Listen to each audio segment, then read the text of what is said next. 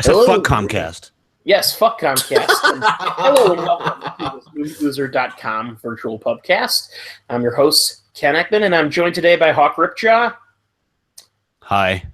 And Bill Arsenault. Hey, everyone. And we're audio only for this episode, just because of some bandwidth issues, as you heard from our wonderful correspondent, Hawk Ripjaw.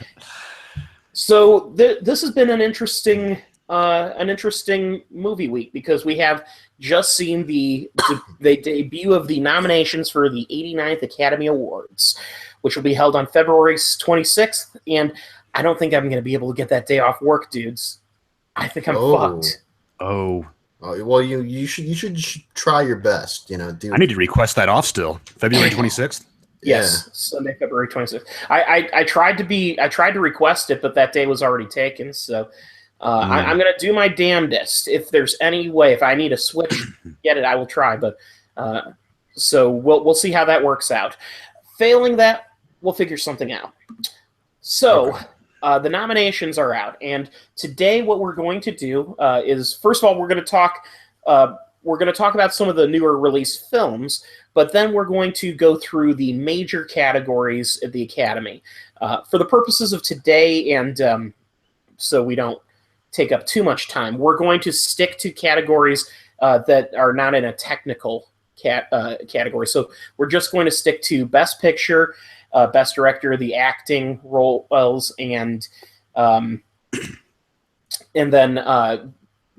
Best Animation and Best Documentary.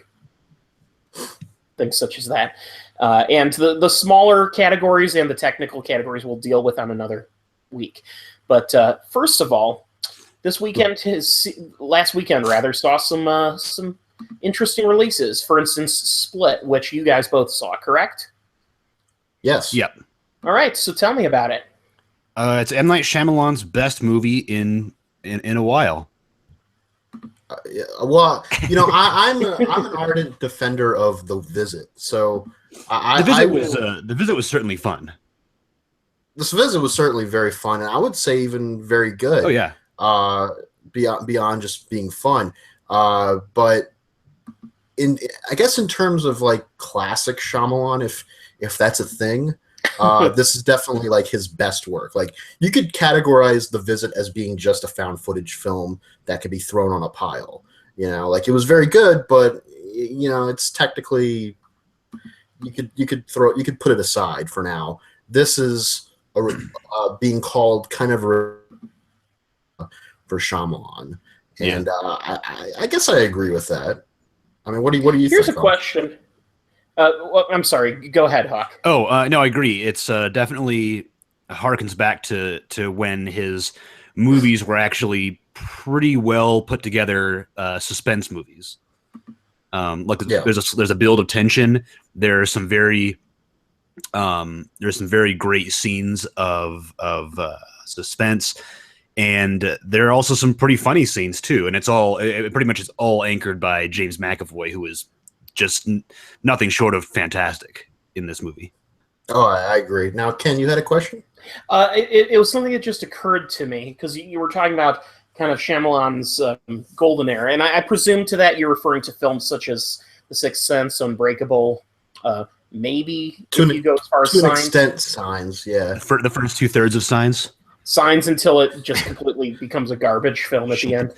Signs until he felt the need to do a twist, which, by the way, this movie does have a twist of sorts, but not in the way that you would expect. It's like in a postscript. It's like a PS. Yeah. By the way, this is something. So what I was going to ask is, have either of you, because I just realized I completely forgot that Shyamalan actually did 2 movies before he did The Sixth Sense, and I have not seen either of them. Praying with Anger and Wide Awake. Yeah, I knew about those, but I didn't see him. I'm actually not a fan of him. I'm not either. I honestly, I feel like I need to revisit Unbreakable because it's been so long. I may as well have not. I barely remember it, but definitely do that. I'm not even really a Sixth Sense fan. I mean, me neither. There's not so much. So you guys you're saying you guys aren't Shyamalan-ikes? I am not a Shamalama Ding Dong. I'm not a Shyamalan fan. But I think he's got some buried deep within him. There are some elements of film talent. I think he's failed so far in my eyes, with the caveat that I need to revisit Unbreakable because I don't remember that too well. He hasn't really made a successful film in my eyes. Well, I would say this is a very successful film. I mean, it broke some box office records for. Well, I'm not talking about financially, but you mean like in terms of quality? Right. The Sixth Sense is probably a better film than Split, but Split. It's certainly less interesting. Yeah, Split is kind of. I mean, like we were saying, it not just it harkens back to his, I guess you could say, golden era, but it's also kind of like a return, maybe, like because he did The Visit, now he's doing Split, and then we'll see what he does next, and maybe then there's a pattern, maybe then there is in fact, something more going on. But even if it isn't, this is still a very, very, very well done thriller. Yes, it only gives you a little bit at a time as you kind of try to work out what's going on. And in terms of his next movie, given the postscript, quote-unquote, twist of this movie, if his next project or the one after that is where he seems to be implying, I'm pretty excited for that. Yeah, we could spoil that if we want a little later, but... We could, because it doesn't really... I mean, it's not one of those... I was telling my friend this. He said, is it going to be a twist where it's like Aliens or something? I said, no, it's not anything that feels shoehorned in or felt like the whole movie changes after you see it. It just kind of puts things into a different perspective a little bit. It does, and it's kind of cool. I'm going to ask that you don't go into a full spoiler for the end of Split, because I think I may be seeing that within the next week or so. Okay. All right, no problem. So we can just leave it on the table then, and I wouldn't even like to partially spoil it. Yeah, no, we don't even have to go into it. That, or if you like, I can take my earphones out for about a minute if you want to just get into that. That's okay. That postscript was really not even the ending of the movie. I mean, the ending of the movie had already occurred. This was like... This is almost like an Avengers. It's an epilogue. It's an epilogue. It's like it's not even, honestly, it's not even that great of an epilogue. It's just kind of like great if you're a fan of movies, and specifically if you remember things that have happened in other movies and things of that nature. Like it's like, oh, it's and like, things that might happen. Things that might happen in later movies. Future. Yeah, it's very much a wink. Yes. That's basically what it is. Like, bing. A wink and an implication of something pretty cool. Yeah. It's something pretty cool that's coming in the future. Ideally. Okay. So that's kind of I think we did a pretty good job of that segment of the movie. Explaining that, yeah. Okay. In terms of the movie itself, I went into this kind of not knowing what to expect. I heard some mixed things about it. Most critics were saying it was going to be very good. Some people were saying it was kind of schlocky here and there, which, Shyamalan's good at schlock. Yes, and I think he's goofy at it. He makes an absolute mockery of the disorder that James McAvoy's character has. And when I say mockery, not like it's a subject of ridicule. It's just that I'm pretty sure that's not how that's supposed to work. Well, right. Someone on Twitter put it very well that this movie doesn't have to present or give due to the mental illness that James McAvoy have, just as in so much Jaws didn't have to give due to fishing. Yes. You know what I mean? Like it's all a fantasy. It's not supposed to be. And specifically, this movie does go into fantastical realms. Mm-hmm. I'm not trying to say that there's like another dimension or anything weird like that, but it does get into some like physiological, evolutionary type stuff. Like they keep mentioning the Beast. When I say they, I mean James McAvoy's 20-something identities. They keep mentioning the Beast is coming, and then you see his psychiatrist, and the psychiatrist is suggesting that people with certain mental disorders, specifically split personalities or multiple identities, can share or can create different physical traits. Like one identity might be blind, which will make the host blind at that time, and then the next person might be this, or the next person might have an allergy or whatever. And she suggests in the movie that, you know, at some point there'll be like this grand evolutionary step, and we'll, you know, there'll be a huge breakthrough, and that's kind of what the movie's building up to, you know, more so than the plot proper, which is these three girls are kidnapped by this man, Kevin, James McAvoy, and they don't know what to make of him because he's like got so many different identities, and except for the one girl, the girl who played in The Witch, she played the I forget her name. Anya Taylor-Joy. Yeah, she played the blonde girl in The Witch.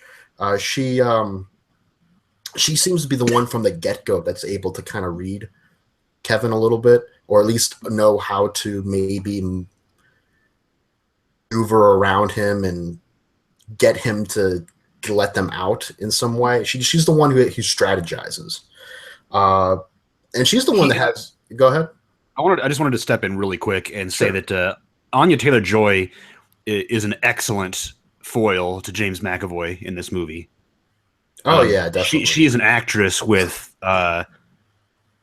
she just has a really powerful force behind her that gives her roles a lot of weight, I should say. I mean, she's very emotive with her eyes as well. She's a terrific nonverbal actress. Oh yeah, definitely. She has to be for this movie because there's a lot of times where he's just outside the door, you know, or in the other room or something, and they have to be quiet. Yeah. You know, so she kind of has to tell a story and tell her feelings through, like you said, through her eyes or through her face or whatever. I also wanted to point out the marketing for this movie, I thought was the spoiler, but it's not. I just wanted to say that too. I mean, what was the marketing that you're referring to? I mean, Ken, you've seen pretty much all the posters and trailers, right, for this? I've seen a couple of trailers for it. Certainly. Just implying that he is the Beast, an amalgamation of all of his identities. That is not the big reveal. Oh, well, even the movie's tagline is that Kevin has 23 personalities and a 24th is about to be unleashed. Mm. When you say big reveal, do you mean the postscript or do you mean no finale of the film? No, I mean, I'm saying the postscript, which not saying that postscript is a big reveal. I'm just saying that the people that saw this at the film festival is like, wow, something pretty awesome happens at the very end of the movie. Like good luck not getting spoiled on that. The fact that Kevin is the Beast is not that spoiler. That's known from the get-go, pretty much, that it's all leading to this reveal. What exactly is the Beast and what's going to happen when it comes out? Which, to be honest, I kind of guessed that from the first trailers, even before they showed it, like him climbing on the walls and stuff. I was like, either the Beast is some horrifying creature that's coming to end the world, or it's him. Yeah. So I kind of just assumed it was him. So is it a horrifying creature that's coming to end the world? No, it's him. You can tell me that. I mean, because yeah, that's fine. I mean, but that doesn't give away really anything. Cause you see him do a few things here and there early on that definitely suggests that. And I want to say too, the special effects around his Beast reveal are very creepy. Yeah, like they do a really good job of making him look like he really is climbing the walls and doing things that are otherworldly in a way, you know. Yeah. But they're not really otherworldly. It's more like he's just enhanced at this point. Like his skin is tougher, his agility is greater, and he's stronger, so on and so forth. So that was pretty cool when they did that. And it was actually genuinely a little frightening. Yeah, I mean, because it had been built up. It has great moments of tension and menace. That being said, you said earlier that there were some like a little bit of a mockery towards his illness. And Yeah. I mean, I know you didn't mean like mockery, like he was being made fun of, or the illness was being somehow made lesser as a person. You know, like, oh, people with this disease are less, so let's make fun of them. That's not actually what this movie is doing at all. No. In fact, this movie plays it pretty sensitively, given the circumstances. They do. I would just say that the movie repurposes the illness for some more fantastical plot points. Yes, that's pretty much how it goes. And it should be noted, too, that one of his identities is trying to save himself from this beast reveal. Yeah. He keeps trying to contact the psychiatrist who keeps... This psychiatrist must really like him, because she keeps giving him all these different appointments, like every day, day after day. I know. What does her schedule look like where she can just be like, come on up? Yeah, really. I guess she knows that Kevin is the special patient of hers, so she's going to give him all the time in the world because she based all these different theses and papers on him. Mm-hmm. That's my guess, but I just kind of thought that was funny because I've seen psychiatrists in the past, and I know for a fact their schedules are very tight. Oh yeah. So you know, I just thought that was a funny little thing about, you know, like health scheduling in America. But I really loved how this movie opened. It started off kind of comically, you know, not just tension-wise, but it was also just comical. Like, okay, they're at a birthday party for one of the high school teenagers, and it sets up that the what's her name? The character who the you know, that she played in The Witch. I don't know the character. The actress is Anya Taylor-Joy. I think it's Mia or yeah, something like that. I want to say it's something like that. Well, anyways, she's essentially the stereotypical lonely girl, you know, shy girl who's also kind of got a dark side, and she's the goth, but she's almost like that girl that the other kids kind of shun. Yeah, she acts out in class, and then anybody that tries her, she pushes away want people. Anything. I mean, her invitation to the birthday party was a pity invite. Yes. You know, it was like, hey, this girl's weird, but I don't want to look like an asshole by not inviting her, so let's just do it. And then she just spends the whole thing just sitting in the corner. Moping, yeah. And we don't really know why, but that's not for us to, you know, judge yet. You know, that's just setting up this character possibly for something later down the line. So they all go to this car where the dad of one of the girls is going to drive them, and the camera. I want to say too, Shyamalan knows where to put a camera and how to move a camera, and he's really good at developing shots. You know, especially in this movie is what I'm talking about, and framing shots. There are a lot of great examples of this, but this scene in particular, the camera is already moving with the people as they're heading into the car, and the dad is fooling around with the trunk, trying to get stuff in the trunk, and then all of a sudden the camera goes forward a little bit faster towards him, indicating that this is not just a camera anymore. This is a person. This is supposed to be a character. And so the dad turns around and he's like, "Oh, can I help you?"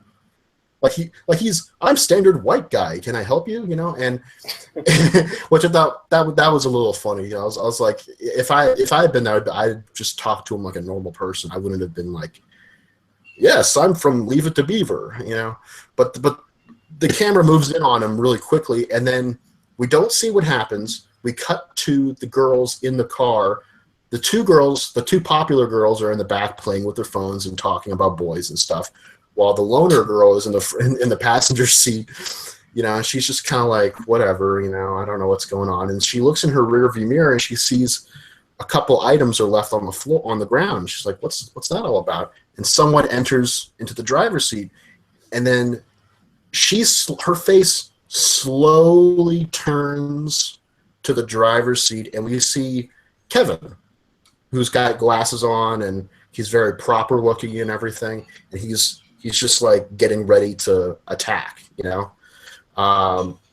That whole sequence right there was accomplished so many different things in such a short period of time.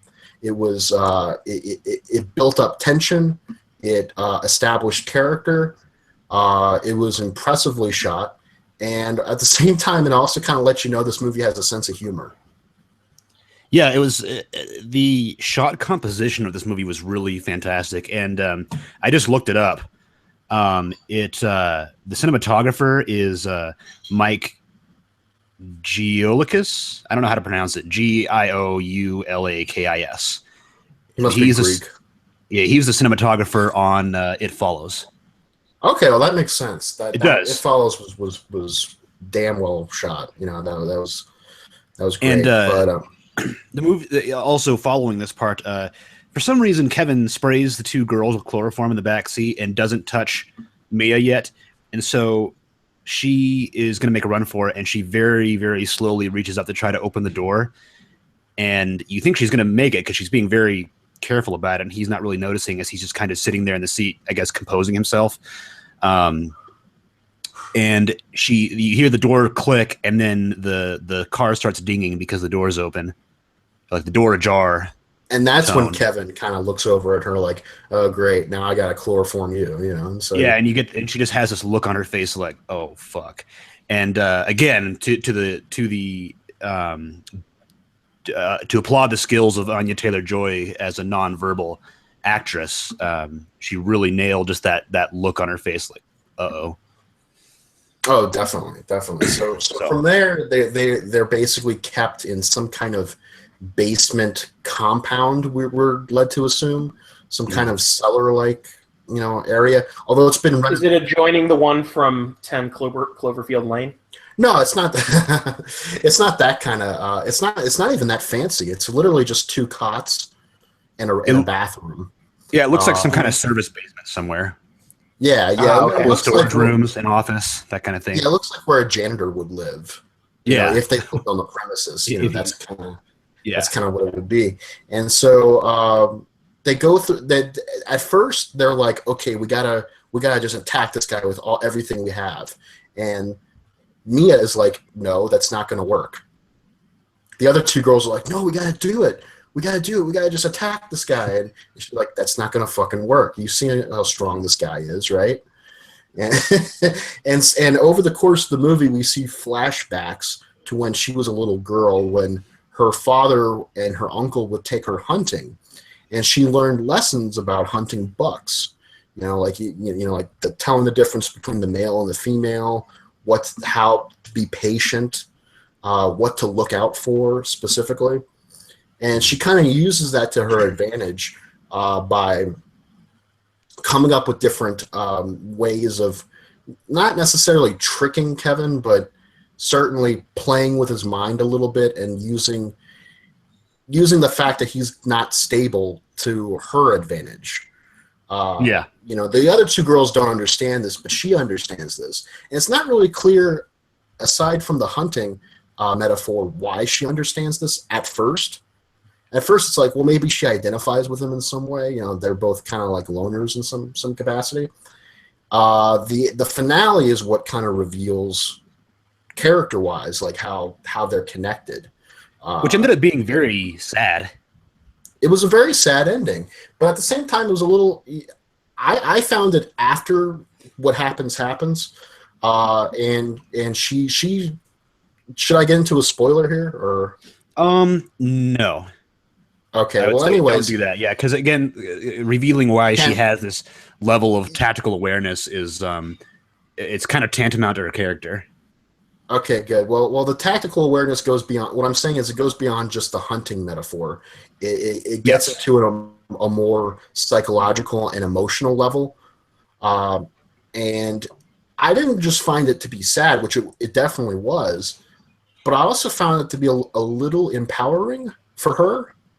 I'm not going to reveal why, but I found it to be something where, it was a little morbidly optimistic, little bit. Yeah, I saw it completely differently, but I can see what you're saying. Okay, we may have to talk about that after the broadcast. Yeah. But you guys, I think I hate to say this, but I think I might have just accidentally spoiled myself on something, just because I had the Well, the Wikipedia entry was pulled up just for reference purposes, and I'm just going to say this: I see that Bruce Willis is listed in the credits. Okay. Does that kind of spoil the quote twist at the end? The postscript, yes.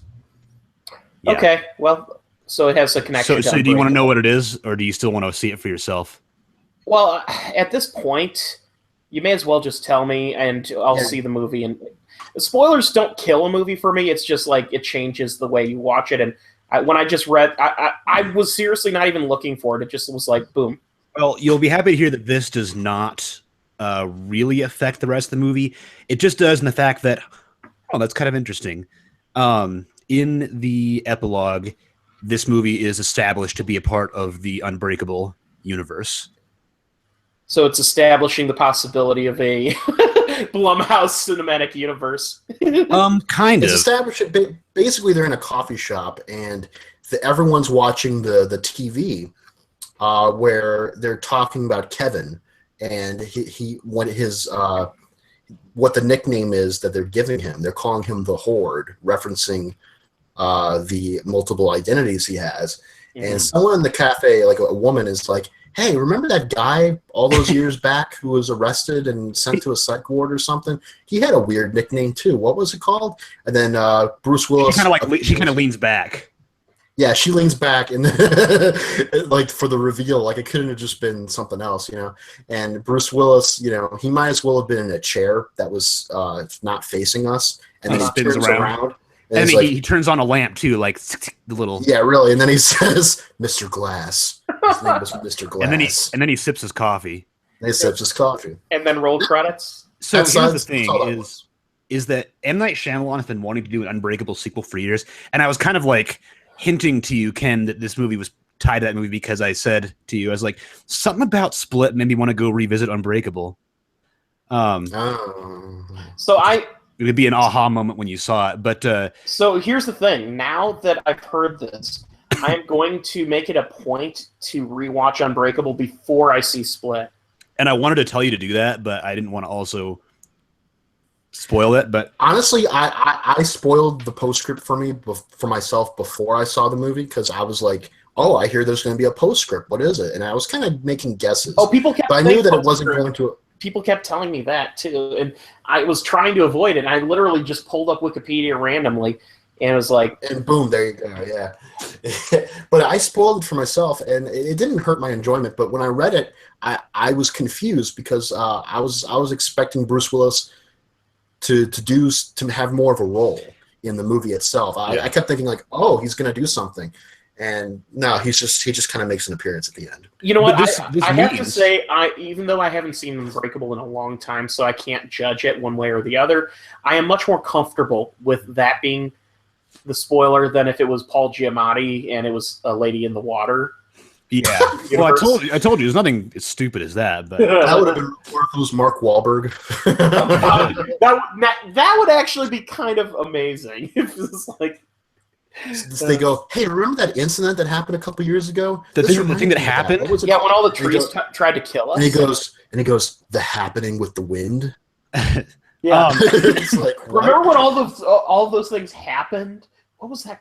What was the media was calling it? I swear, I could be misremembering this, but I could have sworn that when that movie was getting promoted, it was like, March of 2011 or whatever this came out, something will happen. Yeah. And I could just be my mind thinking of that. But anyway, M. Night has been wanting to do an Unbreakable sequel for years, and right. Kevin was actually a character in about a dozen pages of script in Unbreakable until he was excised for just for coherence sake in the movie, and then expanded into his own character. So what this suggests, as far as what I've been hearing, is that Unbreakable 3, as it is, or the true Unbreakable sequel, will be Bruce Willis's character facing off against Mr. Glass and the Horde. Like, this is basically an Unbreakable sequel that is a villain origin story. I guarantee you, this movie is already like breaking expectations in the box office big time. Blumhouse is going to foot the bill for it. Oh, totally. Yeah, definitely. If Shyamalan has a script, they will do it. So again, knowing that twist will not harm your enjoyment of the movie. There aren't, to my knowledge, any allusions to it being an Unbreakable sequel in the movie itself. That's why I want to rewatch it, just specifically to see if there might be more than meets the eye at that point. Yeah, maybe like a news report about girls getting kidnapped or something, which I don't remember from my rewatching, but I was actually didn't. But I wasn't that wouldn't make too much. That wouldn't make too much sense because clearly Bruce Willis is aged.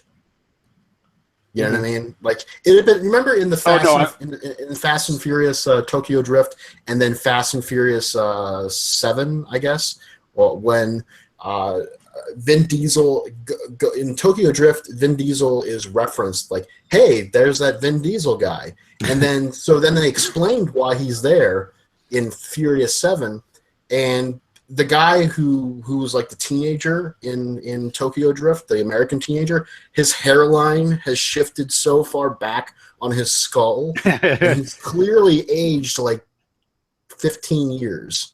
I was just saying that I was saying something in Unbreakable.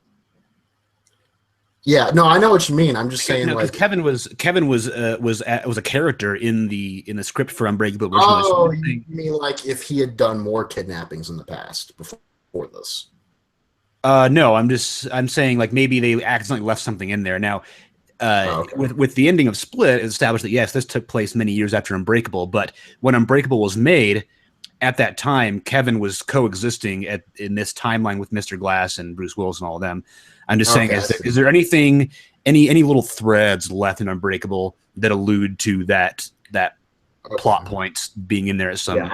I definitely don't remember. I definitely don't remember. Yeah. But it's probably somewhere on Google.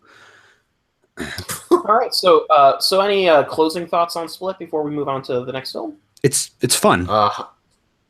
It's highly recommended. Mm-hmm. All right. So next, we're going to touch on. I figure since you mentioned Fast and the Furious, we may as well cover XXX: Return of Xander Cage. Yes. What a mouthful of a title. I prefer the actual. I think overseas it's called XXX Reactivated, which I think is a lot better. I think they're calling it Return of Xander Cage just to remind the Americans who saw the first movie that this movie is going to star Vin Diesel. Even though that first movie was like 15 years ago? Right, exactly. The guy's in his 40s and he's still doing extreme sports. Yeah. He's still wearing cargo shorts and wearing Dr. Seuss hats.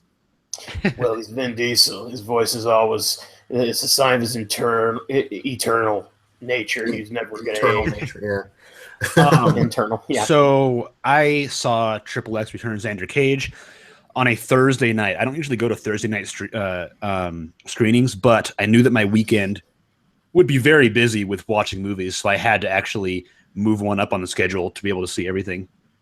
XXX Return of Xander Cage is one of those movies where you will watch the trailer and you will know exactly how much you will enjoy the movie from that trailer. Possibly more or less, but the trailer is and your feelings toward it are very indicative of how much you'll like the final product. The movie, I will just say, is monumentally stupid. However, the filmmakers lean into that 1,000%, and they know exactly what the hell they are doing with making this movie. Now, this was directed by DJ Caruso, right? Yes, he did. DJ Caruso of The Disappointments Room.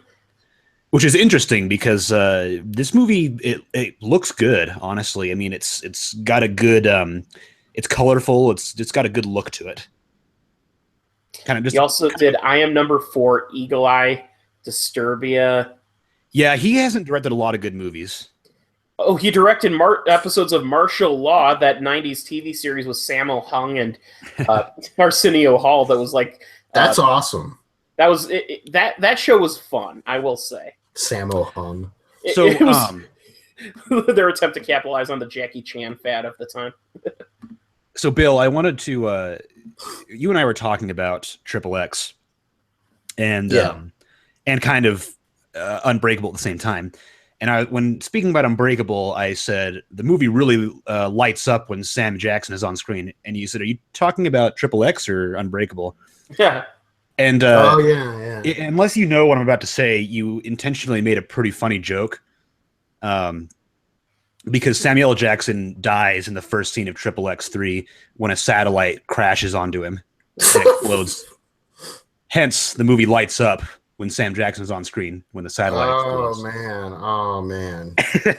So the Well, movie Sam Jackson opens. can't keep this shit up forever. I mean, they gotta off him at some point. Yeah, He's getting a little old for action movies. he doesn't really do any actioning in this movie. He just talks. He does a lot of dying. He does a lot of dying. So the movie opens with him trying to recruit a new guy to the Triple X program. For those that don't know, Triple X is a branch of the government and kind of the NSA. I think not really sure. That's ridiculous. Whose secret agents are also extreme sports enthusiasts and athletes for whatever reason.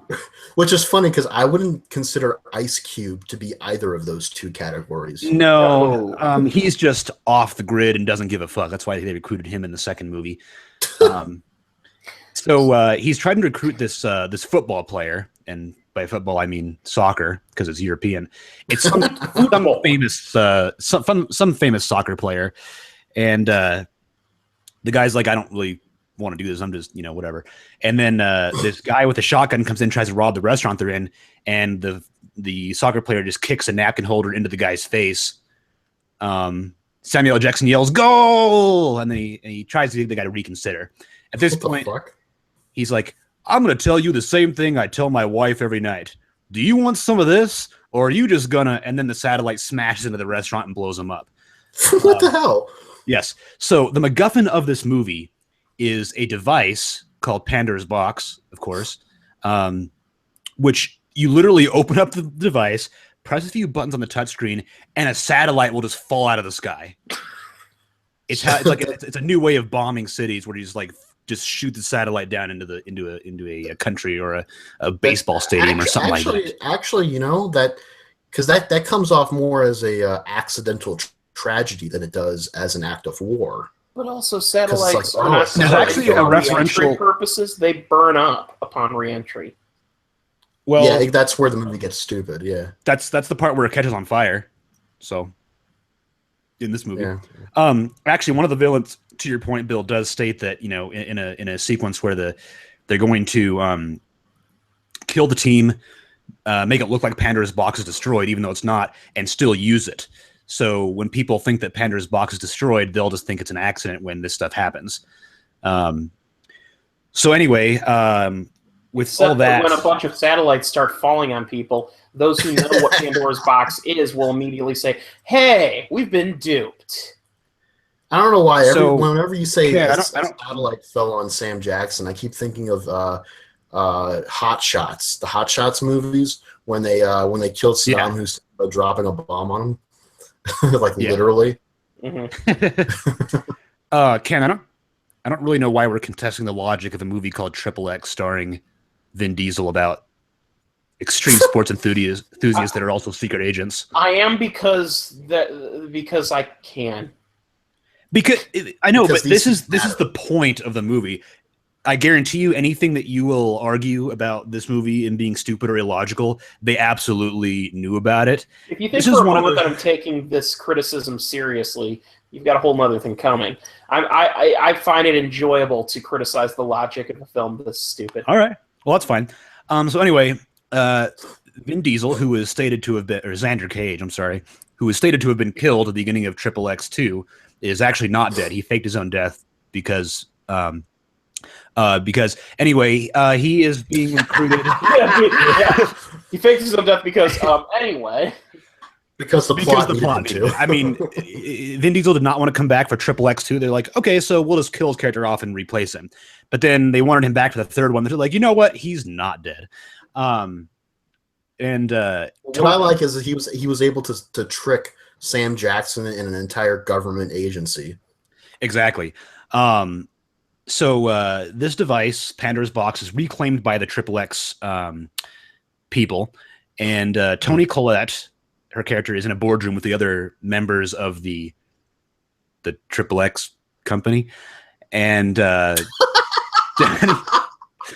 they make soap products. Yeah, and it's Like what? then Donnie Yen rolls in, and when I say rolls in, he is at the top of an adjacent skyscraper. He takes a running start, jumps off with no parachute, smashes through the window, shoots almost everybody, takes the box, and runs off. Well, yeah, that actually, you might argue that that he's one with the Force, and the Force was with him. Yeah, a joke that people have made. But to be fair, Donnie Yen in this movie is fucking awesome.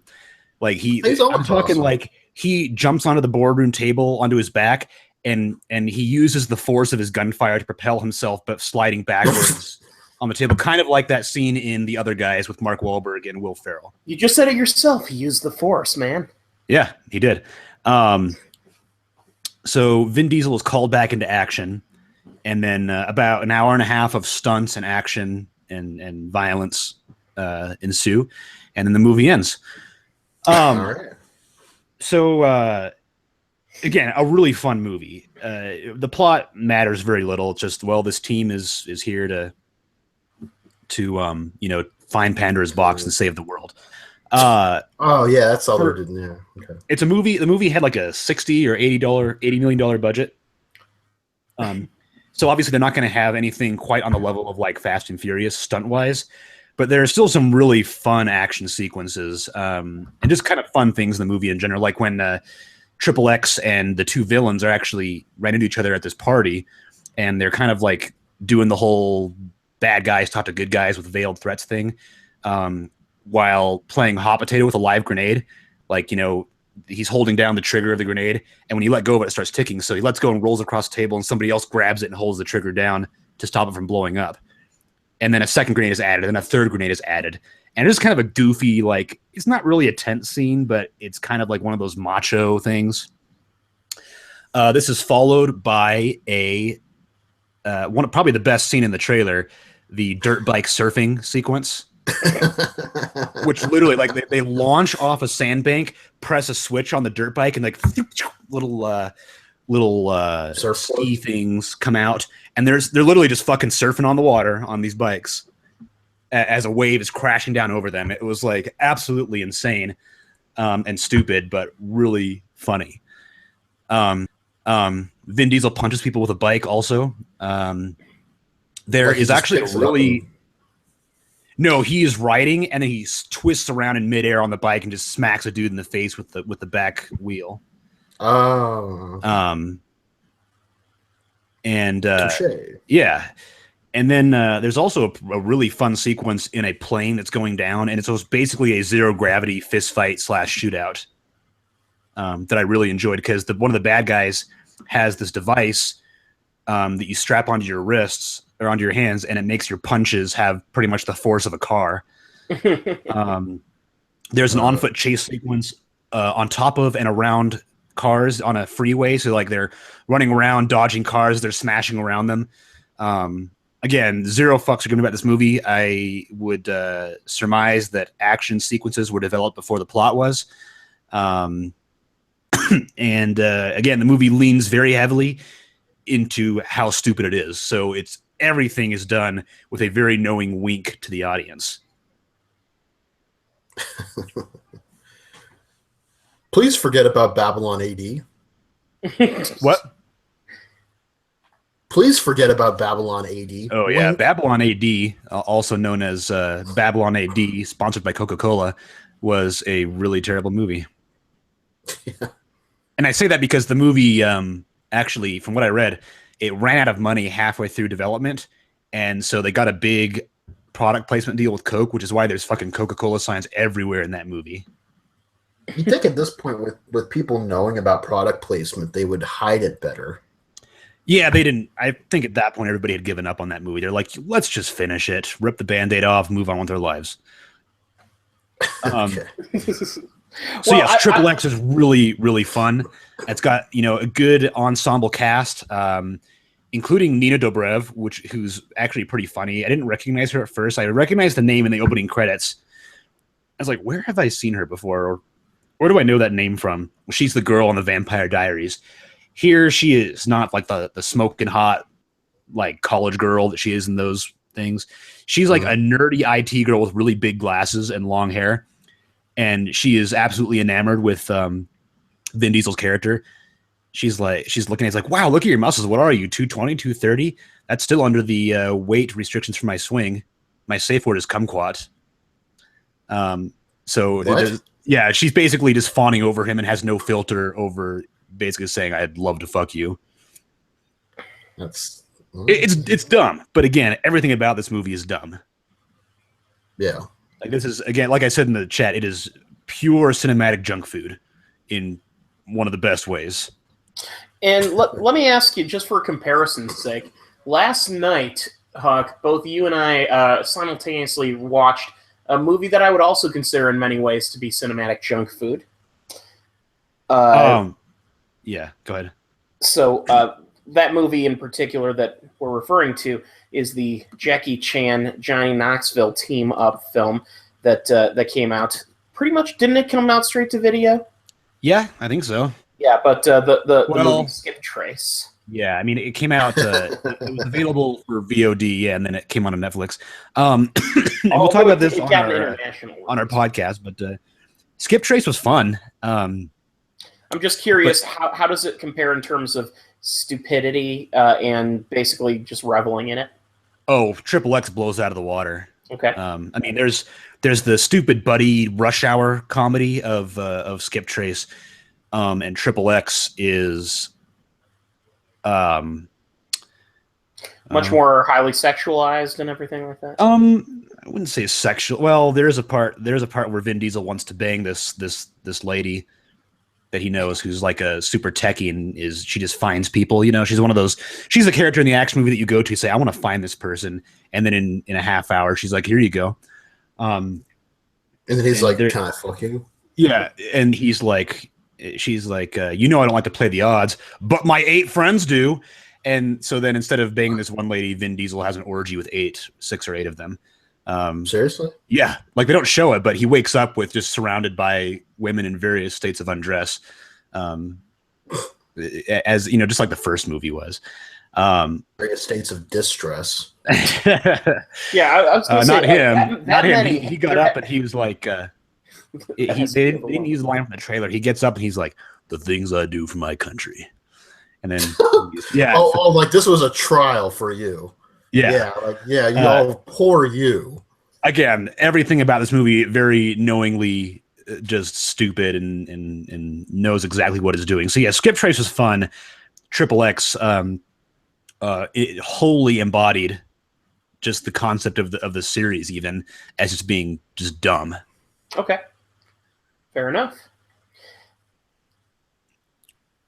So with that said, we're going to go ahead and I briefly want to touch on, I know we talked about Silence the other week, but I want to bring it up since I had a chance to see it in the meantime.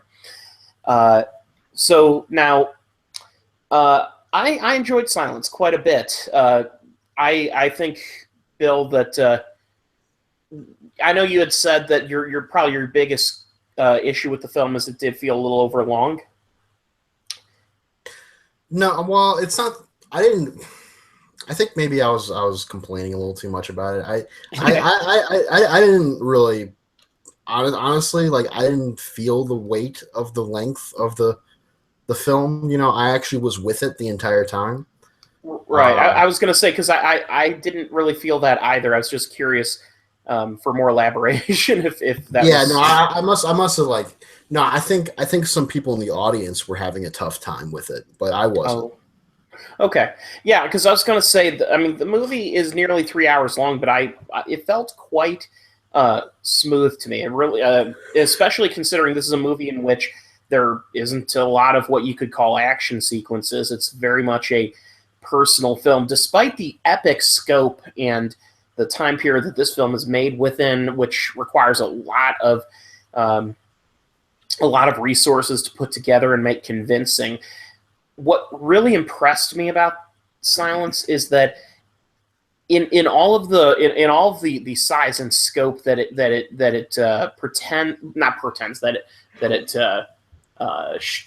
appears to be, it's actually a very small, personal, human story.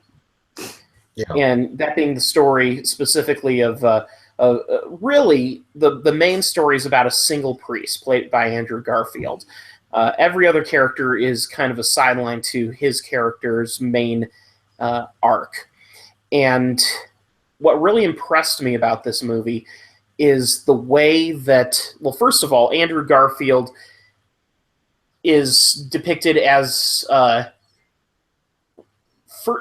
have this running thing with Zach that Hollywood oftentimes likes to depict clergy characters negatively, and Yeah. that it's at one point it was almost like a stereotype that if there was a clergy character in a movie, it was inevitably going to be the villain. And this movie is, of course, the direct opposite of that, in that the clergy characters are literally the primary characters and the leads. And I think that Garfield managed a very astute way of performing that without it feeling like an overly pious character, someone who was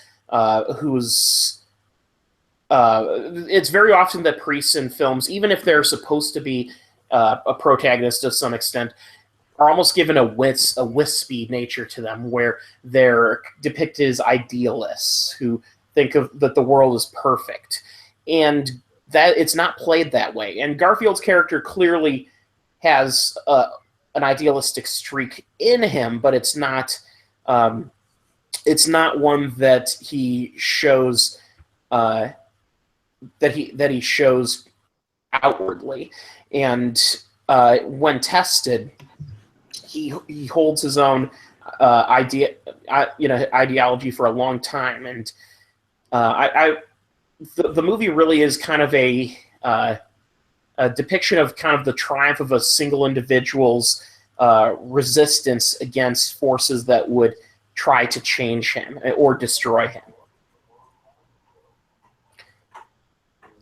And it was something that really impressed me, because that's not a story you get very often in film. And Scorsese beautifully shot the movie.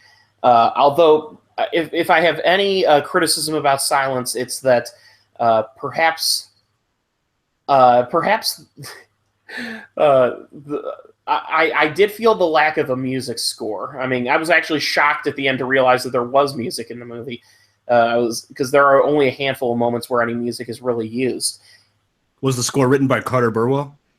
Yeah, like the No Country for Old Men score, where it's like, what score? No, it was written by, it says music by Kim Allen Klug and Catherine Klug. I've never heard of either of them. Oh, of the North Carolina Klugs. Meet the Klugs. Yeah, exactly. Yeah, so I was telling Zach this when I was talking to him about it. I have this thing where I'm different and maybe a little too nostalgic and old-fashioned in terms of music, and that I like a movie that has a sweeping epic score and really throws into hard contrast. I like a score that insists itself upon a story. And while it doesn't you should hurt, watch For Greater Glory then. I have seen For Greater Glory. I saw it in the theaters. Oh, That was a good example of that. That was an example of a James Horner score, which means that same exact score was used better in a movie 10 years earlier. Ouch! The poor man just died. Like 2 years ago. So yeah. Well, okay. Yeah. Here's the thing. Don't get me wrong. I think James Horner at one point in time made some pretty good scores, but somewhere in the mid '90s, you could easily detect the fact that he was kind of on autopilot. Yeah. Again, poor taste. All right. Yes, I'm a horrible human being. So do you have any other thoughts on Silence? Not much else to add to it, other than what did you think of the ending? Like the ending, the last shot. The one that was heavy-handed. Heavy-handed. So What, no, you don't know what we're talking about, Ken? I mean, you saw the movie, right? I saw the movie. Yeah. Well, first of all, Hawk, have you seen the movie? No, but I know what the ending shot is. All right. Well, I think it was. I mean, as far as that, the ending shot, which shows that he held on to his faith all those years, that was necessary in order to Literally. close the loop of the story. Yeah. Yeah, right. But I mean, it didn't remind you of the rat in The Departed, like where it was a little too obvious. I liked the rat at the end of The Departed, though. Didn't I you didn't just mind hear me it say either. that I enjoy when a music score insists itself upon a movie and just blows? Yes, I heard that. Yeah, I have no problem with that stuff either. I'm just saying it reminded me of that, and Yes. and it still fits that definition of a little heavy-handed. Well, to me, that's Scorsese has always been a little heavy-handed. Yeah. I mean, Taxi Driver. I don't think anyone would disagree that Taxi Driver ending with him pointing the finger to his head and shit like that. Yeah, that's not a heavy-handed ending at all. That wasn't Why really do the we ending. keep That was talking like about the heavy-handed climax. things that involve actual hands? Oh yeah. Come to think of it, I bet if we thought about this long enough, you could probably find an actual hand-related comparison. There was a Simpsons episode where Homer went to work to tell his female coworker that they should back off, because she was like making moves on him. So he wrote on his hand like some notes that he wanted to say, and as he's walking, another guy walks past him with a giant hand, and he's literally reading a speech. It's like, furthermore, I feel that it's like his hand is big enough to carry all these sentences. I think here's the thing. I think Scorsese as a director, that is something. Heavy-handedness is something that he pretty much has always done in his films, and it's a style that tends to fit him. I mean, Casino has that blustery opening in which the exploding Robert De Niro is flying through the friggin' credits, and it's symbolism. And then you have, Hugo has the huge speech about the history of the film industry, read by Ben Kingsley, which I thought is a beautiful sequence, but it is definitely heavy-handed. Mm-hmm. Yeah. Wolf of Wall Street is 3 full straight friggin' hours of a heavy-handed, just It's a party movie. Party movie, exactly. That's a party. It might as well have been a bikini car wash movie. A party movie in which the lead character is someone to be hated. Exactly. Yes. So that's just what he does, and that's fine. And Andrew WK's favorite movie. Oh God, that's why I can't say that Silence's ending was overwrought, because it fits Scorsese as a director. Overwrought and heavy-handedness doesn't necessarily have to mean a bad thing. I was just defining it, what it was. All right. Yeah. Fair enough. I guess I'll say that much. Okay. Fair enough. But Adam Driver, solid role. I think I could have used one more scene with him, because he definitely drops out of the story, and I know that the movie decides to focus on Garfield, but until it does that, the film sort of feels like it's dealing with both characters, and so either underplay that more or show at least one more sequence establishing his character. What did you think of Driver's death scene? That was brutal, right? Brutal, and also quite amazing, because the way he chose to basically die in desperate vain trying to save the life of someone who he knew he couldn't save. Yeah. And it was sort of like, I know the Catholics frown on suicide, but it basically was. Yeah. Which suicide unless it's a martyr death. Yeah, you could argue it's a martyr death in terms of, he was ostensibly trying to save a life, but that life, that there was no way that thing was that was going to work. But sure. The one thing that was also interesting about Silence is people kept talking about how brutal the movie was, and yet a lot of the most brutal elements of it are off screen. They don't. This isn't like The Passion, where like you see every fucking like spiky hit and punch and bloody, just like you see everything. Jesus getting beat up. You know, he's turned into a goddamn windsock or something. And as in they turn him inside out. It's grotesque. Yes, okay. This movie doesn't do that, but it manages to create a psychological atmosphere that is as torturous, if not worse. And that's that says a lot. And actually, you know, we're just talking about heavy-handedness. I don't think there's any filmmaker out there more heavy-handed than Mel Gibson as a director. Right. So Apocalypto. Well, Hacksaw Ridge. Even the name Hacksaw Ridge is a fucking heavy-handed title. Yeah. But that may have been what the place was called. It was. I will have to be fair with that. But, so the military are the heavy-handed ones. For naming it that. Yeah. Well, they're all about that. I mean, there's Pork Chop Hill during the Korean War, which also became a Hamburger movie. Hill. Yeah. Hamburger Hill for Vietnam, which also became a movie. A lot of hill movies, aren't there?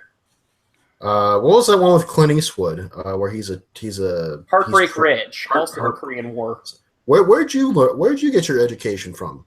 Heartbreak Ridge. I don't believe I ever went there. Heartbreak Ridge is a movie that is both not from an artistic perspective, it's not a very good movie, but god damn it, if that movie's on TV, I will watch it from beginning to end. It's endlessly watchable. Yeah. Yeah, there's something about it. It's kind of like the Goonies Go to War, because it's got that thing of like a bunch of teenagers, even though they're 20-something soldiers, it feels like a bunch of teenagers training and like going on an adventure, which is strange. But well, rat spit, you're gonna have to run 2 miles today. I'm a Marine. I eat Constantine wire and piss napalm. Well, you know, fuck you. Like, I'm not Shakespeare. He doesn't say that. I'm just saying, like, that doesn't mean we're going to be taking long showers in the wee hours of the morn. Did you guys hear they're gonna try to remake his orangutan movie? Oh, Every Which Way But Loose? Yeah. How do you remake that? That movie is the definition of 70s, like, of its time and place. Yes. You do it with either Jason Sudeikis or Ed Helms and a lot of CGI. And you make it Jonah Hill. And you make it a goofy comedy as opposed to a movie that kind of is a drama that just has comedy inserted throughout it. No, you do it with The Rock. You do it with Dwayne Johnson. Yes. Someone tough. He has to be someone tough, but also capable of comedy. Now, Clint Eastwood, I don't think of him as a funny person, just as a tough guy in funny situations. Mm-hmm. You know, like you put him in the middle of a situation, he's funny, but only because of his reactions, because he thinks everyone around him's a bunch of pussies. You know? Yeah. Every Which Way But Loose is underrated movie. I enjoy that. Although the sequel, Any Which Way You Can, is god awful. Yeah.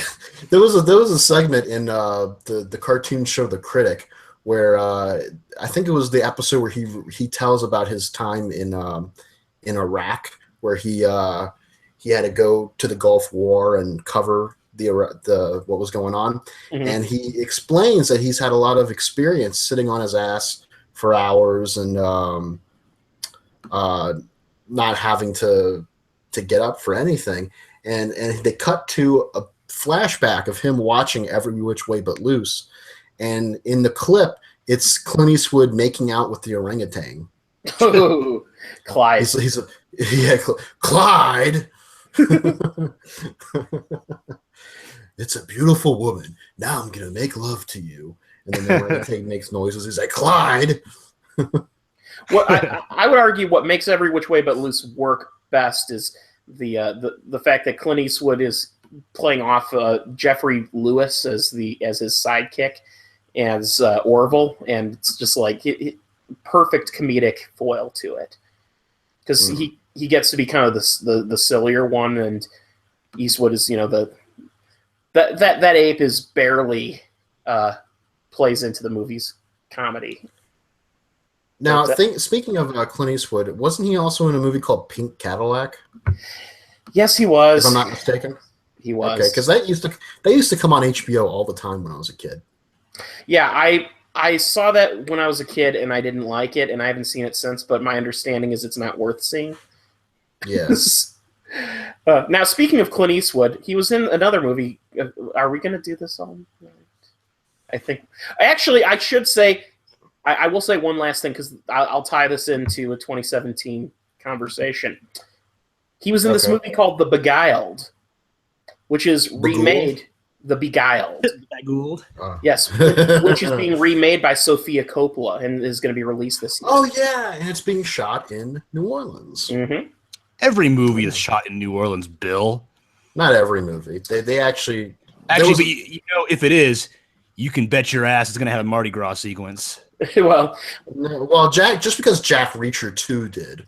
Well, the plot of The Beguiled is kind of fucked up. It's about a Union soldier who's injured and stumbles onto like a Mississippi boarding school that's like an all-girl boarding school, and it's basically about like all of these girls are seeing their first real like manly man in a long time, and they all proceed to decide to try to fuck him. Oh, so it's kind of like that story of Odysseus where he lands on the island of women and they've never seen a man before. It kind of has that element to it, and it's fucked up. Oh, the movie gets really screwed up. It's it was directed by Don Siegel, and he had kind of a sadistic streak in him as a director. I highly recommend checking out the original before, because I'm sure Sophia. She's going to put a twist or an edge on it or something. It's probably going to turn into a feminist empowerment movie, whereas the ultimate theme of the original Beguiled was kind of, I mean, for the time, I guess maybe it was called feminist empowerment, but nowadays you could call it almost like I am now afraid of women. Ooh, oh. Because you do, yeah. Anyway, so what we're going to do now is we're going to talk about one more movie. Oh, you do? Oh, okay. Yeah. All right, the other movie. Yeah. What? What is the movie? What's the movie? My Father Die. Ah. I woke up early. D. Bart. What? The Simpsons. Oh. There was an episode where Sideshow Bob is being tried for attempted murder, and they're like, "What about that tattoo you have on your chest that says Die Bart Die?" And he's like, "No, it's German. D. Bart. D." So tell me about My Father Die. So, as you guys know, I'm a well-traveled revenge film connoisseur. No. In fact, it's my favorite subgenre of cinema. My Father Die is the debut feature from Sean Brosnan, who is the son of Pierce Brosnan, who also produced this movie. Written and directed by Sean. It is about these two young boys who are hanging out with this girl that they like. The main character's older brother is going at it with the girl, and then their dad shows up, and because he's evil, he feels that he is entitled to this girl instead of them, and they're taking from him. So he beats the main character. I think his name is Asher. Until he's deaf. He goes deaf from how hard he gets beaten, and the father actually murders the brother. Jeez. He is arrested for it, and years later, about 20 years later, he is released from prison due to overcrowding. Asher hears about this and immediately sets out to kill him. So first of all, this movie is headlined by Joe Anderson, who plays the adult Asher, in a completely nonverbal performance. So everything about him is all emoting from his eyes and his body language, and he does a very fantastic job of it.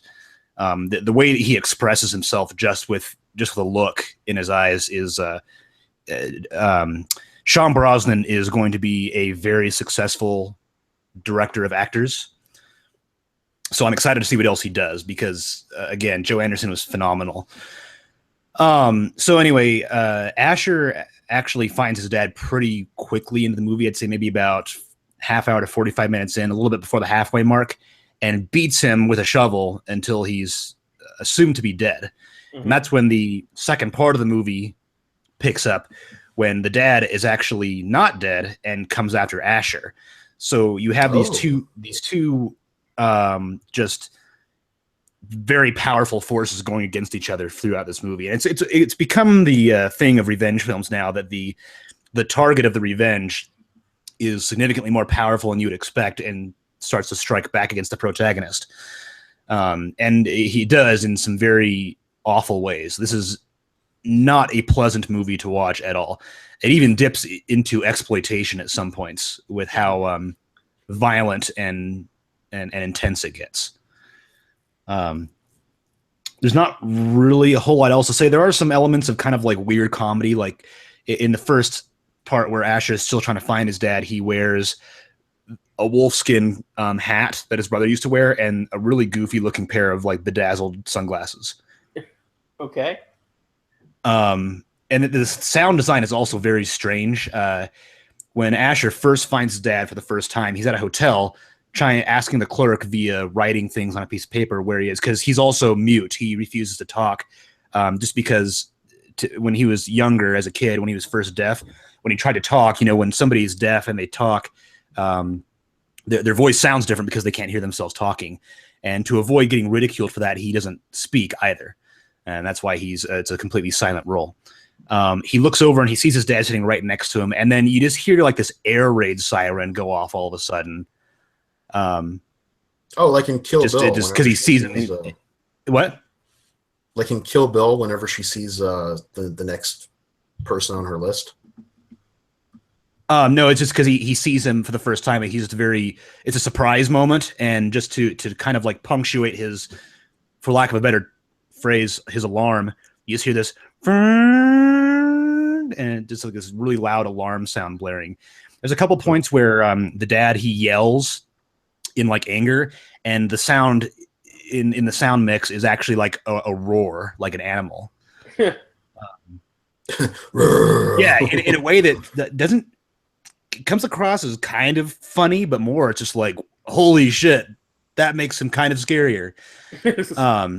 There are also the second act of the film is kind of a little quieter, where Asher goes back to that girl who he was friends with as a child. Well, she's an adult and she has a kid now. And there's just a few scenes of just kind of really quiet, happy peace where he thinks that his dad is dead, and they're just kind of they're reuniting and just spending some time together. Mm-hmm. And the son really takes a liking to him as well. And then of course it all blows up. One other thing that I liked about the movie as a kind of a neat little stylistic touch is that it is sort of a noir style film as well with narration, but the narration is done entirely by the child actor that played the young Asher, which I thought was kind of cool because Asher would have never heard his adult voice. So in his mind, all the noir narration is done by his child's voice. If that makes sense. Well, yeah, I mean, and since we never hear his voice to begin with, that just logically flows. To him, that's still what he sounds like. Yeah. The movie isn't perfect. I think it has just a little bit of trouble with the tone sometimes. Like there is that kind of exploitation style thing. There's an action sequence about a little more than halfway through where there's a car chase, like the Asher and the girl are fleeing in their car, and the dad is chasing them on a motorcycle with an assault rifle, which didn't quite fit with the like the nastier, slower, brutal feel of the movie. It's like this action sequence out of nowhere, but it was still an effective action sequence. It just, speaking of flow, like you said, Ken, it doesn't quite click together perfectly, but it still remains an extremely effective revenge movie, especially for some of the really there are some really tense moments in there where just kind of like my breath caught in my chest. This is a movie that from about the first 10 minutes when the murder happens, it grabs your throat and just starts to squeeze and doesn't let go until the credits are rolling. Mm-hmm. Well, yeah, I know that this is a movie that's been getting a lot of press for being pretty brutal since it came out back in since it was released. At least I believe it was it South by Southwest that it did? Yeah, it was South by Southwest in like April of last year. Right. Although Zach has informed me that for purposes of listing, because its official New York, LA / expanded release took place this year, it's considered a 2017 film. So, and it's already on my list for one of the top 10 of the year because, again, very unpleasant. Tiny bit uneven, but still incredibly effective as a revenge film. And, the best revenge films are not ones that you should enjoy watching as far as I'm concerned. At least not entirely. Revenge is best served cold. It's an old Klingon proverb. Indeed it was. All right, so now that that has been discussed, we're going to turn our eyes to the Academy Awards. And their very obvious attempt to not get another hashtag Oscars so white label. I would argue that it's not like they've forced the issue. There have been plenty of good African-American-led films that have come out this year, and I would argue the best ones did get their due in terms of nominations. Hidden Figures? I would argue the nominations that deserved it are the nominations around Fences, the nominations, for instance, what we'll do is, since you mentioned that, I'm going to jump into actress in a leading role, which is one of the more controversial categories this year. A lot of people are a little bit concerned about the fact that Annette Bening didn't win for 20th century, or not win, didn't get nominated for 20th Century Women. Mm-hmm. Which I have not seen the movie, but I've heard that you could probably genuinely consider that a snub. The nominees for actress in a leading role: Isabel Huppert for Elle, which is the new film from Paul Verhoeven. That's right, Paul Verhoeven. Natalie Portman for Jackie. Emma Stone for La La Land. Meryl Streep for Florence Foster Jenkins. And then Ruth Negga for Loving. And Ruth Nega's nomination for Loving is something that I was not expecting to come through, and I was so much hoping for. I was doubting that they were going to do it because there have been people who've been criticizing her performance, and that movie in general as being a generally underplayed film, to which I fully disagree and would in more detail gladly debate with anyone who's seen Loving. But what I will say is that I think this is a year where people who are deserving of getting nominations, for the most part, are getting their due. I'm not seeing a lot of, with the exception of that Annette Bening mention, I'm not seeing a lot of real egregious snubs, unless I've got a couple that we'll hit on when we get to the categories. So since we have actress in a leading role that we're talking here, does anyone have any other thoughts about any of the nominees or any additional? Well, just that Meryl Streep always seems to get nominated no matter what. Which is, she's a great actress. Don't get me wrong, she's a great actress, but it just kind of seemed a little superfluous this year. With the like, oh look, another year, another Meryl Streep nomination. Now, did you see Florence Foster Jenkins? No. See, I saw it, and I'm one of probably in previous years I've been particularly against Meryl Streep's seemingly annual nomination, but not this year because I think that she managed to make a mountain out of a movie that otherwise would not have been. Her and Hugh Grant together really that movie wouldn't have worked as well if it wasn't for those performances. And she really digs deep into it. And for those who are familiar with the character that she's playing, she absolutely nails the mannerisms of it. Vocally and like in the singing, she nails it. But in the performance, there is these excellent dramatic pieces that reveal deeper, darker elements about her backstory that are so wonderfully delivered. And it is a bravura performance for her. So I have no problem with her making that list. In fact, the only name on this list, I'm not going to speak about Isabel Halpert because I haven't seen Elle, although I'm going to before long. I've heard good things, though. Emma Stone, I think, did a good job in La La Land, but I can't say that it was a performance that I would put in the top tier of actresses of the year. Okay. Because it didn't hit me as strongly as these other performances that I saw. Natalie Portman and Jackie, for instance. I mean, Bill, you saw it, right? Yeah. Yeah, I mean, she brought the house down with her It performance. was incredible, yeah. And I don't have much else to say about these. Does anyone else have any comments about actress in a leading role? No. We'll go ahead and move then to actress in a supporting role. Now, I'm sorry, go ahead. It's worth noting that this is Viola Davis is the only African American actress to receive 3 Oscar nominations. That is certainly worth noting.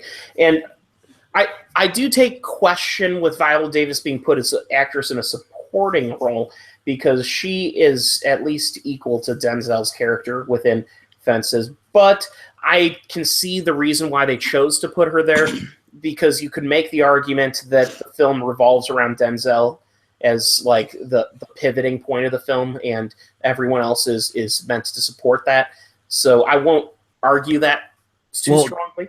Not to mention, I think that with the best actress in a leading role category was kind of crowded as is, and they still wanted to nominate her. So instead of short shifting anybody else in leading, they just put her into supporting because it could go either way, like you said.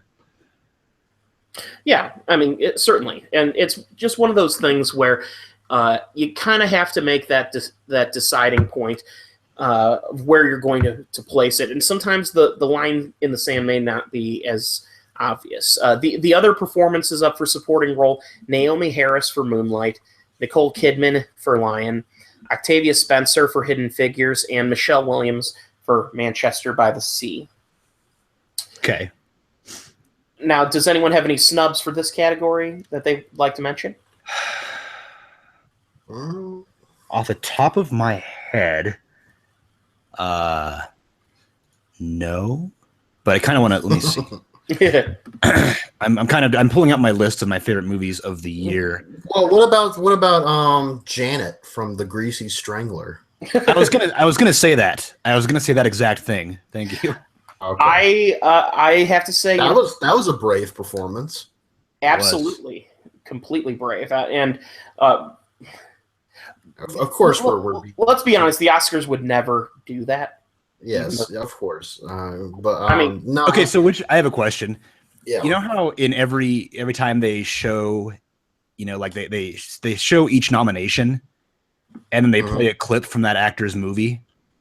Yes. Yeah. What clip would they use from The Greasy Strangler that would be appropriate for primetime television? No, not that would be appropriate. I mean, I probably when she's having dinner with big, not Big Ronnie, but Big Braden. Yeah, for the first time. That's a pretty safe scene. But what would I pick? I would pick the one where she's bending over, face towards the camera, while Braden is shoving something up her ass, and she says, "Seriously though, imagine if I farted right now." Oh man, what a movie! I won't call this a snub just because the Oscars inevitably would snub it anyway. Just because a movie such as this, and I'm referring to Green Room, is not a movie that typically gets any awards recognition to begin with. But Imogene, is it Imogene Potts or Poots? I think it's Poots. Poots. Yeah, Poots. Poots. 2 O's. I love to say that. Poots. Imogene Poots. What a name. Jesus. It's like as Bill Clinton would call Vladimir Putin. Hey, how's it going, Putin? How's it going, Poots? Putin. So yeah. Yeah, so Imogene Poots, her performance in Green Room, I think is a really, really compelling performance. She really, in terms of backing up Anton Yelchin as as the dramatic power of it, her character clearly has been, has been through the ringer.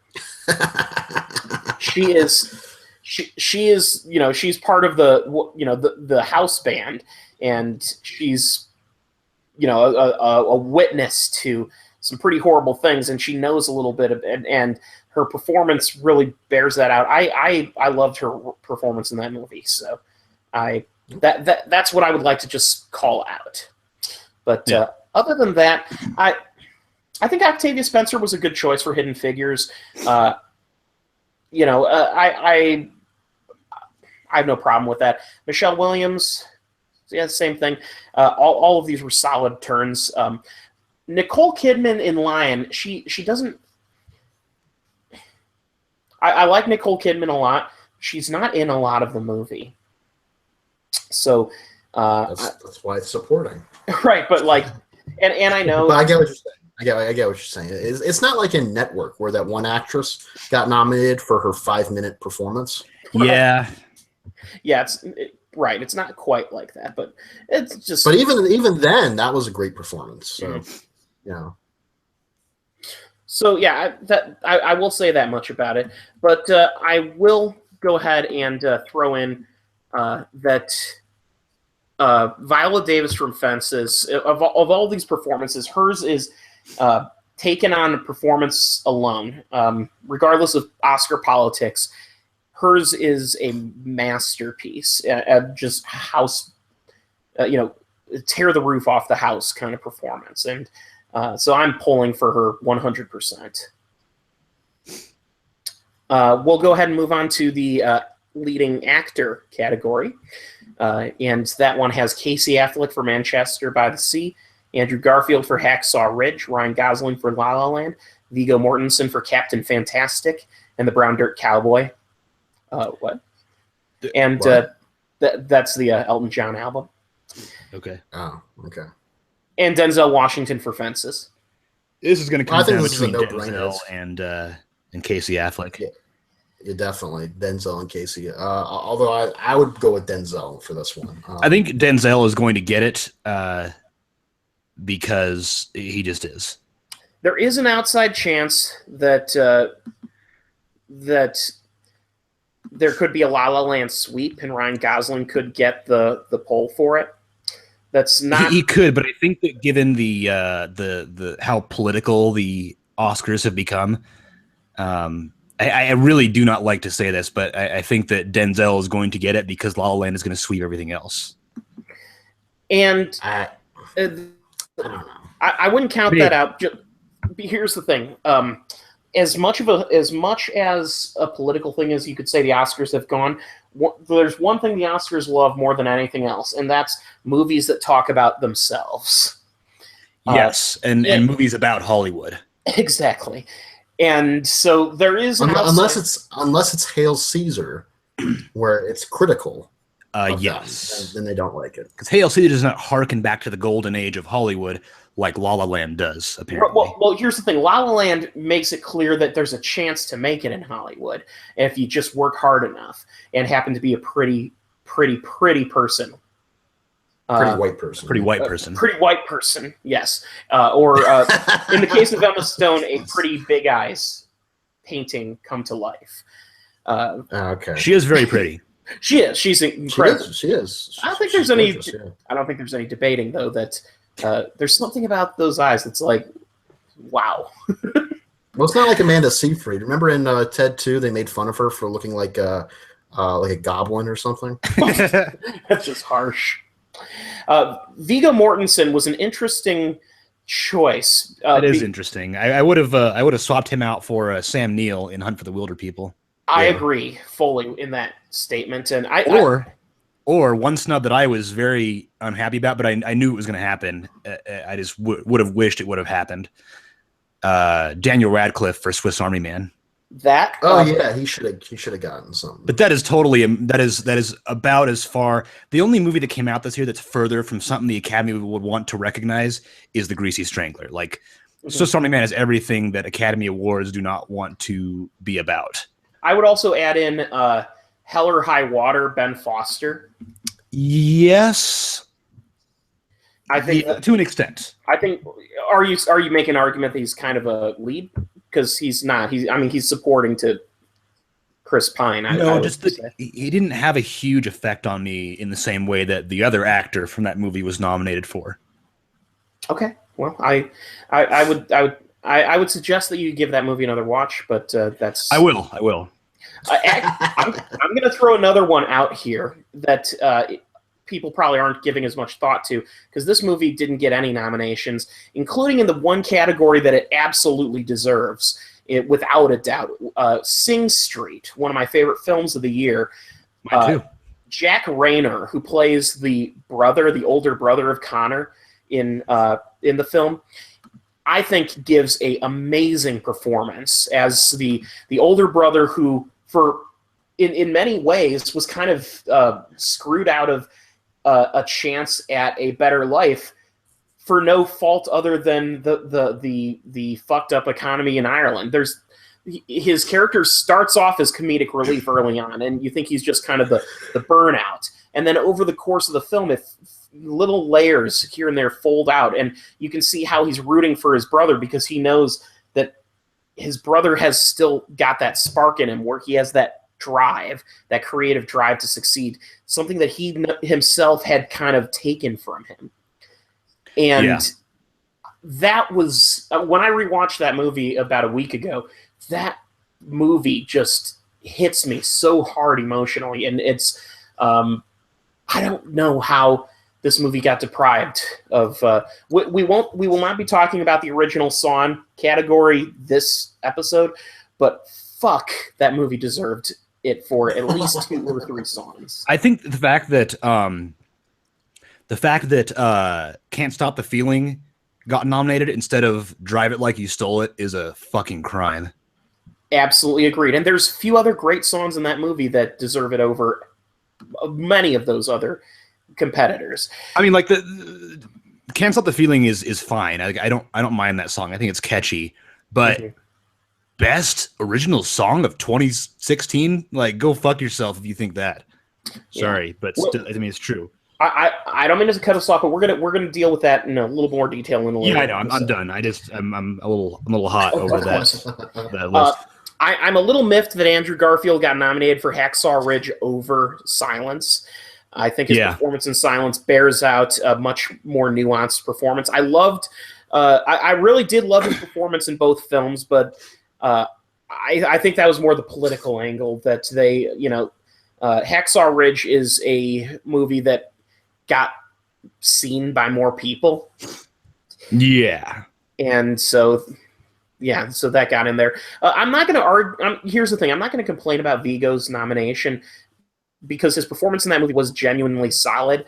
And Viggo really does have an Oscar in him eventually. I mean, just not this year. Yeah, not this year. But it's good that they got the nomination. I don't have any other absolute. I don't have any absolute snubs. I would say that Dev Patel probably should have been nominated as actor in a leading role, and I'm curious because we're getting now into supporting role. It's hard to categorize, so this is where it gets confusing. Because Lion is it's a half and half movie where the first half of the movie he doesn't appear because his character's the young version of him. Mm-hmm.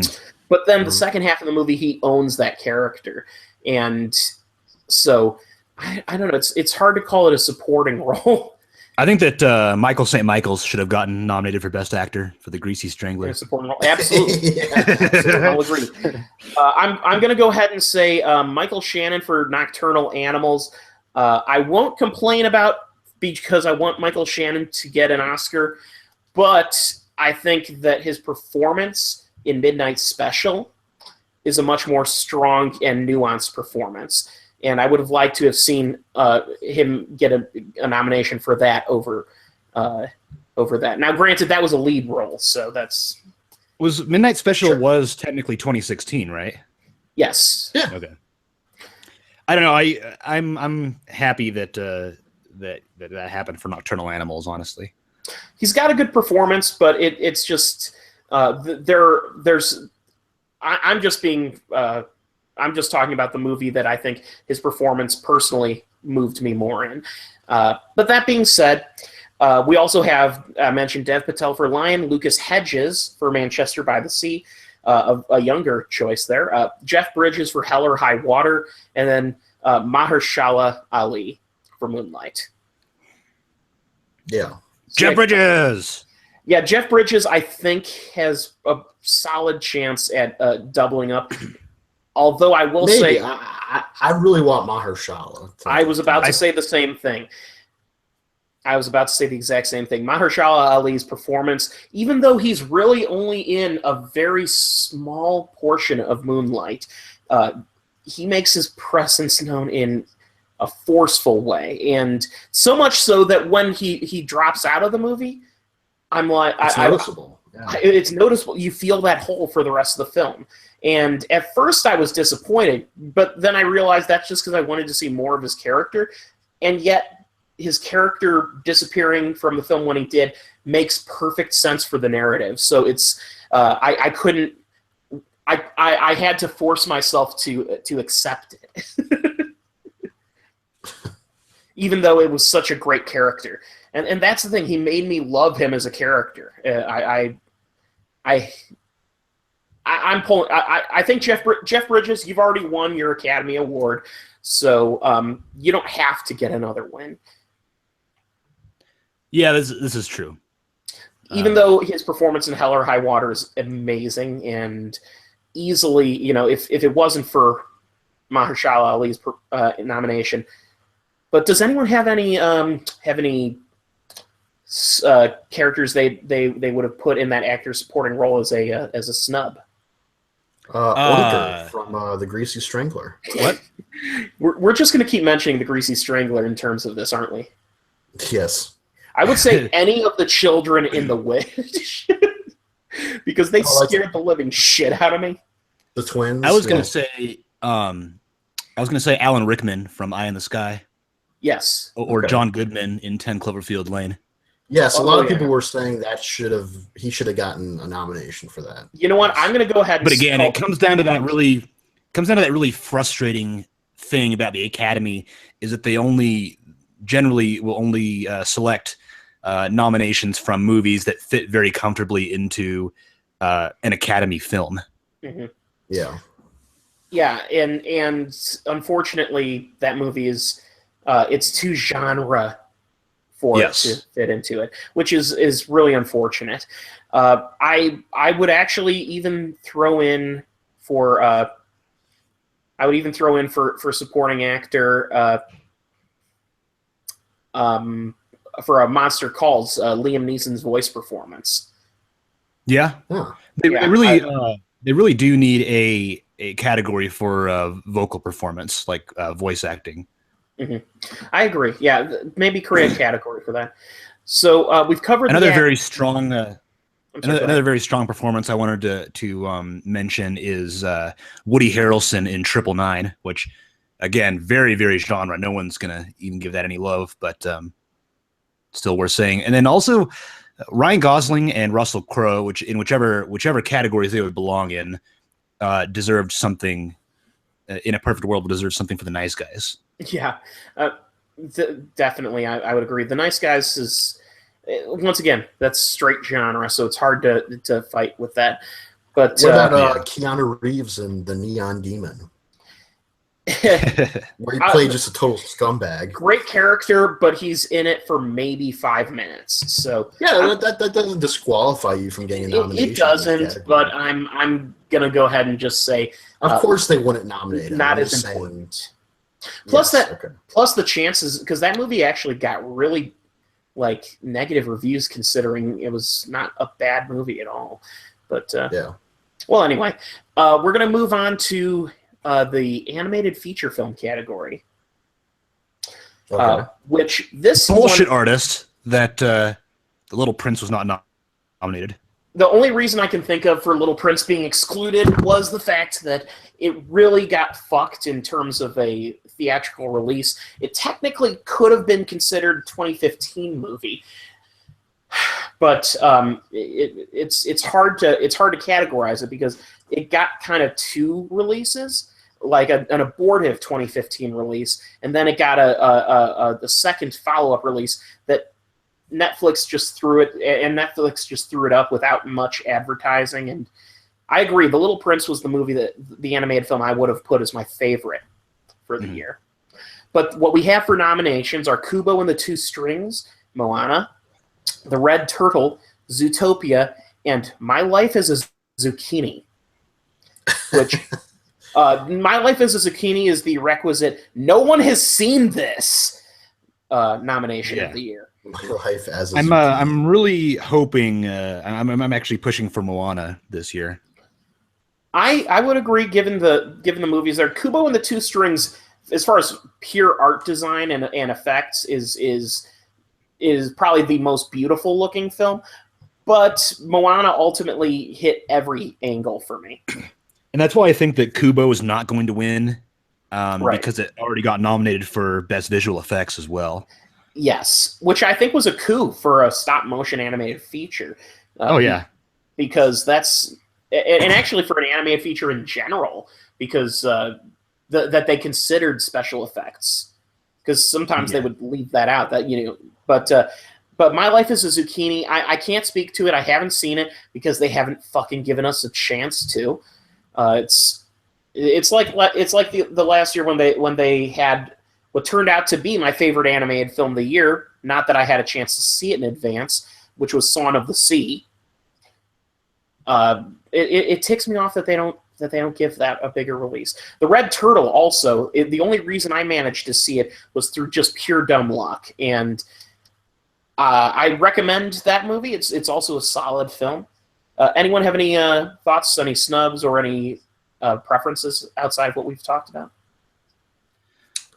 Besides the Greasy Strangler and For animated feature, Little Prince, it was very animated.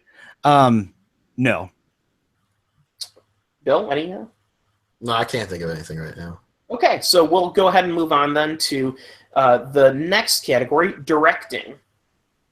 Okay. Oh, this is an interesting one because of the particular nomination of one Mel Gibson.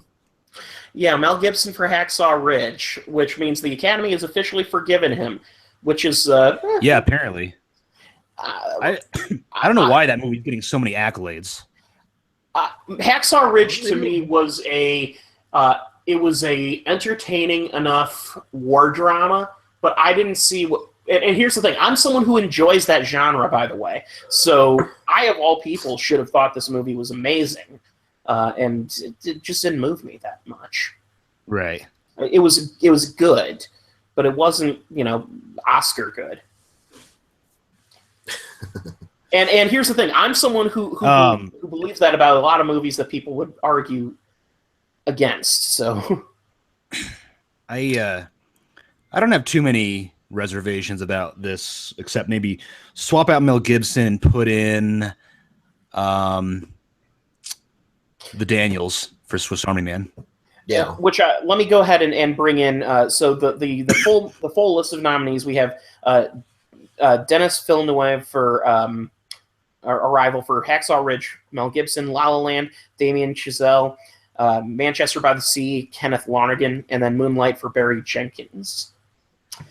I think that this is a shoo-in for Damien Chazelle, and I actually, even while while La La Land may not make my personal number one of the year, I'll go ahead and just agree that as far as a pure feat of direction, La La Land was a masterpiece in that respect. Yeah, I've seen some behind the scenes videos about that, and it looks impressive. I still haven't seen the movie. He and his cinematographer managed so it's it's baffling, and the way everything is held together. Editing in this movie is also a shoo-in, I believe, but we'll talk about that later. Any thoughts on anything else you'd like to put in there? Tom Ford for Nocturnal Animals. Okay. I won't address my own thoughts on that. I've already done so offline. But Robert Greene for Kate Plays Christine. Okay. And I know you talked about that at length in another episode, and I still have to get around to seeing it. If for some reason it keeps, I can't. I think it's a subject matter I can't wrap my head around finding the motivation to see, because it's inherently kind of fucked up subject matter. And but what am I saying? I just watched the short documentary Extremis, and holy shit. Do you guys know what the premise of Extremis is? What's the premise of Extremis? It's a 20-minute long documentary short, and it's about following a couple of people in a hospital who are dying, and the decision-making processes to whether or not to put feeding tubes in it or let them die. Ooh, that's pretty. Yeah. In 20 minutes, your day will be ruined if you watch that film, and I can't recommend it as a result of that, because it's just so fucking bleak. But anyway, that's bleak. I mean, but absolutely. Maybe it has to be captured. You know? No, it doesn't. That is meant for private lives. Everyone has to go through it, but no one needs to fucking see it. If I felt like I was watching, I don't know. I felt like I was a voyeur. It was sickening to me. And everyone has to confront death at one point, but to me, that's a personal fucking thing. I don't need to see. Well, are we covering the best documentary nomination category, or? Yeah, we're gonna. That was the short subject, and the short subject. Since I mentioned that, we may as well go into that. Sure. This will be the only short subject we'll cover in this episode, though. The other nominees: 4.1 Miles, Joe's Violin, Watani, My Homeland, and The White Helmets. Now, has anyone here seen any of these? No, and I want to really mention that mainstream movie theaters ought to get back into the habit of showing short feature presentations before the actual movie, so I can actually see these fucking films. Well, I completely agree, except I will add that 4 of these 5 movie short subjects are available to watch online for free and legally, by the way. Okay, well that's good, but the average moviegoer isn't going to know that. I agree. That makes total sense. But there needs to be, like, some local theaters do Oscar programs near me where they show a shorts program, right? Shorts and stuff like that, but that's only seasonal. That's not throughout the year or anything like that. I think that needs to be like the idea that happens more often. Yeah, I like the idea of having a short feature before the full length feature. That's what they used to do in the 1940s, and it was, they wouldn't just show one short. They would have an animated short, then they would show the long player short, and they'd have newsreel footage too that they would show. And I don't know if we want to see Donald Trump before a movie, though. In newsreel today, Donald Trump lied. Newsreels that is the one aspect of it that's antiquated, I think, for nowadays. But showing a couple of things and making it kind of a bigger theatrical experience, that's I highly recommend anyone who wants to hunt down those Warner Brothers collection DVD/Blu-rays that have the ability to watch a reconstruction of what it would be like watching Casablanca in the 1940s. Sure. And it's great because you get that experience and it's fun, and Leonard Maltin curates it, and I wish they kept doing that, made more of those. But back to the short subjects. I've seen 4 of the 5 now because I actually sat through them today. These are all very solid short subjects. I can't talk about anything that is necessarily left off of this list because it's so hard to judge where they come from, but would you I know we've all seen this movie, and I'm wondering if you consider it to be a documentary short. Do you think The Greasy Strangler could be considered for this category?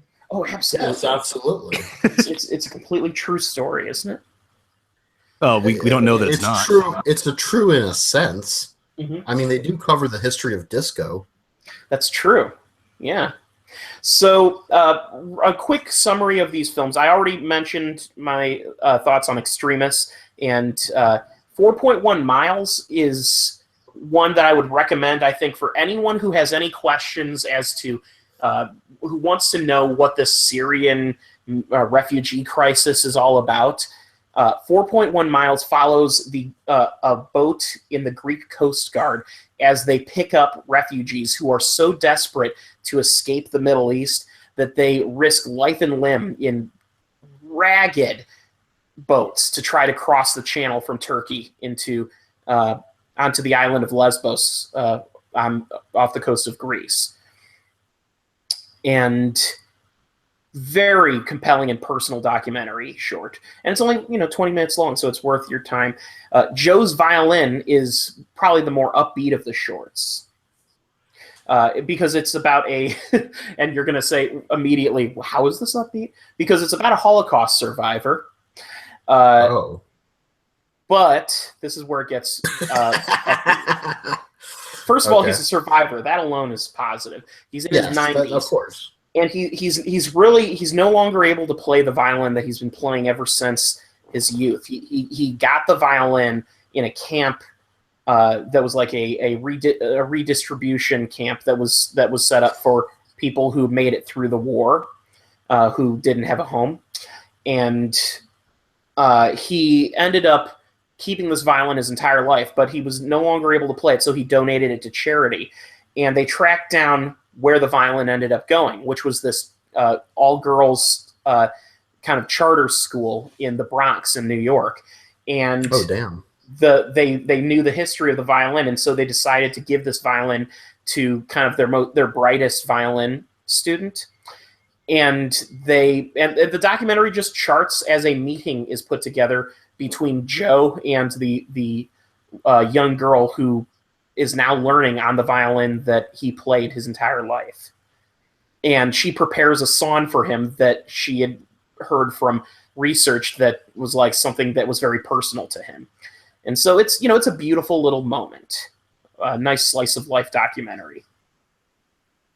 So that if you're looking for a really nice, heartwarming documentary short experience, Joe's Violin is very good. And then the other one I watched is The White Helmets, which approaches the Syrian crisis literally boots on the ground. It's about this is on Netflix, by the way, so very easy to see. The White Helmets is the longest of these short subjects. It's about 40 minutes long and change, and it's about a group of people who have ceased taking sides in the war, and instead they formed an organization that is dedicated to saving lives of people who are the victims of bombings in the city of Aleppo in Syria. And they're called the White Helmets because they wear obviously white helmets, but they go in and when a plane flies over and bombs, or if an explosion occurs, they're the first ones there dragging bodies out, trying to save lives. And that is a showstopper 40-minute documentary. It really nails the importance of keeping a humanistic viewpoint of the war, because these people brave their lives, no longer taking sides. They will save lives of people on any side, whether they're combatants or civilians. They're there, and it's really it's an amazing film. Easily my personal pick. Okay. All right, so now that we covered that, let's go to the documentary long form.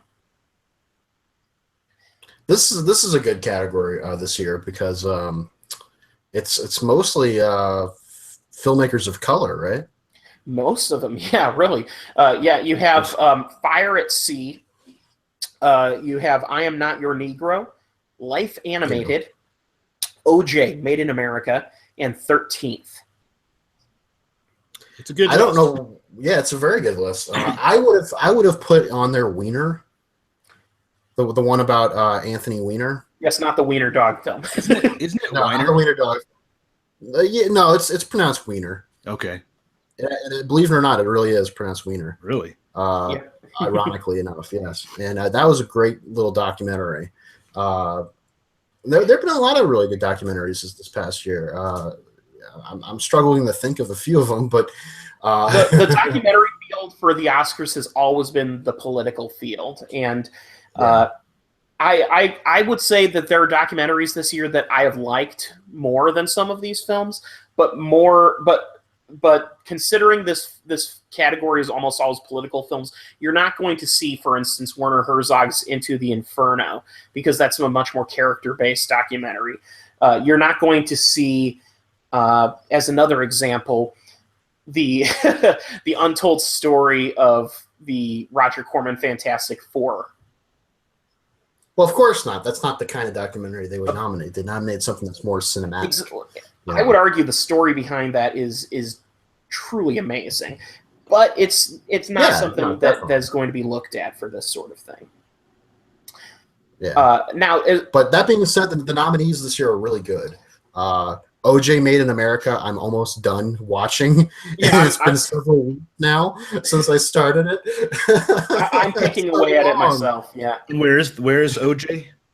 Hulu. It's on Hulu right now for free. Sweet. Yeah. 13th is available on Netflix. Life Animated is on Amazon Prime. And Fire at Sea and I Am Not Your Negro are harder to find, but they I Am Not Your Negro is it's actually slated according to Box Office Mojo. It's getting a theatrical release pretty soon, yeah. And because it's got that nomination now, I think they might give it a bit of an expansion. Yeah. It stands to reason that they might. Fire at Sea, I want to see too, but that one's going to be harder to come by. I think it might be available on. I saw it. You can order it from Amazon.com if you go to their UK site. Oh, okay. But when you add in the foreign exchange fees, it's like $9 for the VOD rental, and it's like, maybe I'll wait a couple extra weeks to save a few bucks. You cheap bastard. So, which one of these movies do you guys are you guys pulling for?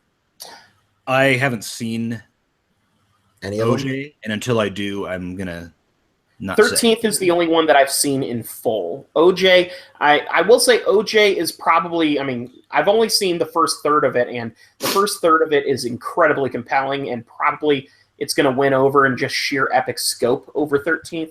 But 13th was a great film, so I don't want to shoot it down. 13th by Ava DuVernay, I kind of feel like should get it, but I think the one that will get it will be OJ Made in America, simply because of its dynamic approach and concise boiling down of race relations in a man's life over the course. You know what I mean? Like it goes through OJ's life and career, and it's able to trace back the history of a city, the history of race relations in America, and this man's life, and ultimately what he's known for now.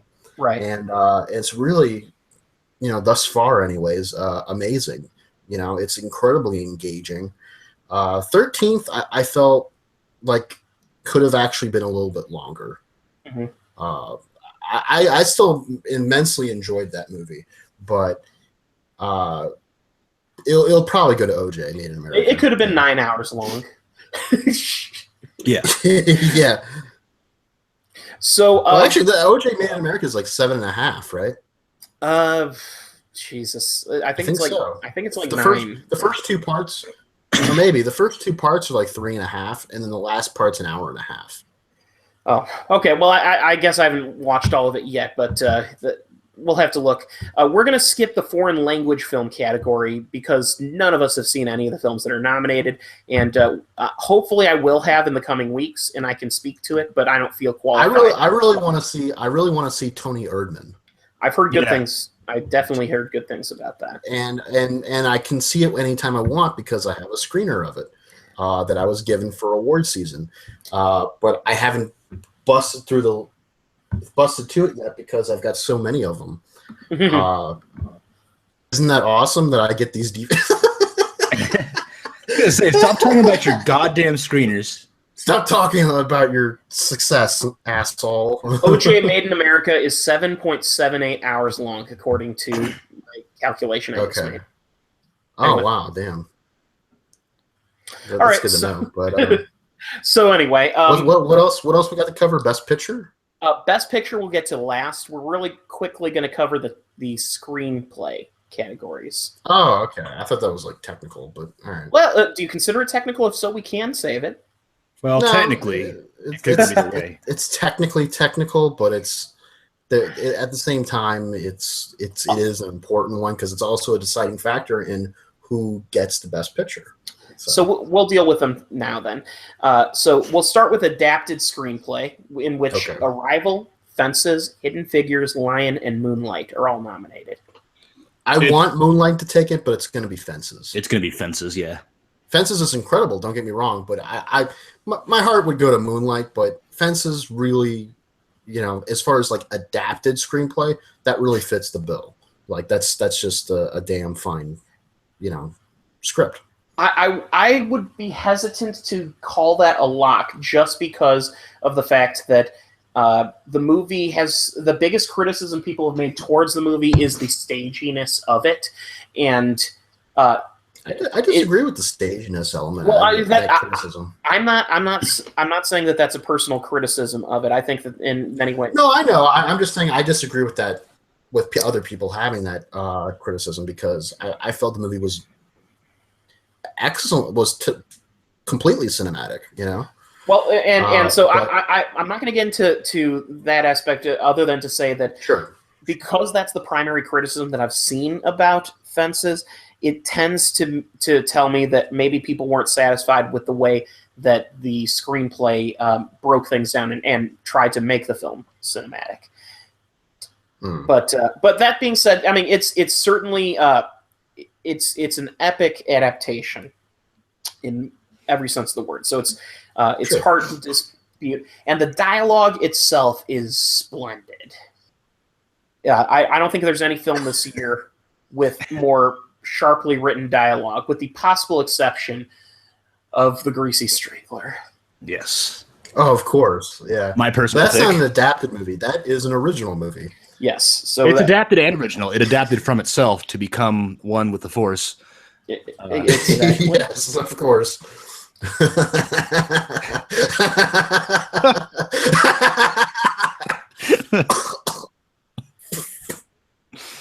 I'm going to give me some Curry Ridge chips. Or no, I'm sorry, paprika.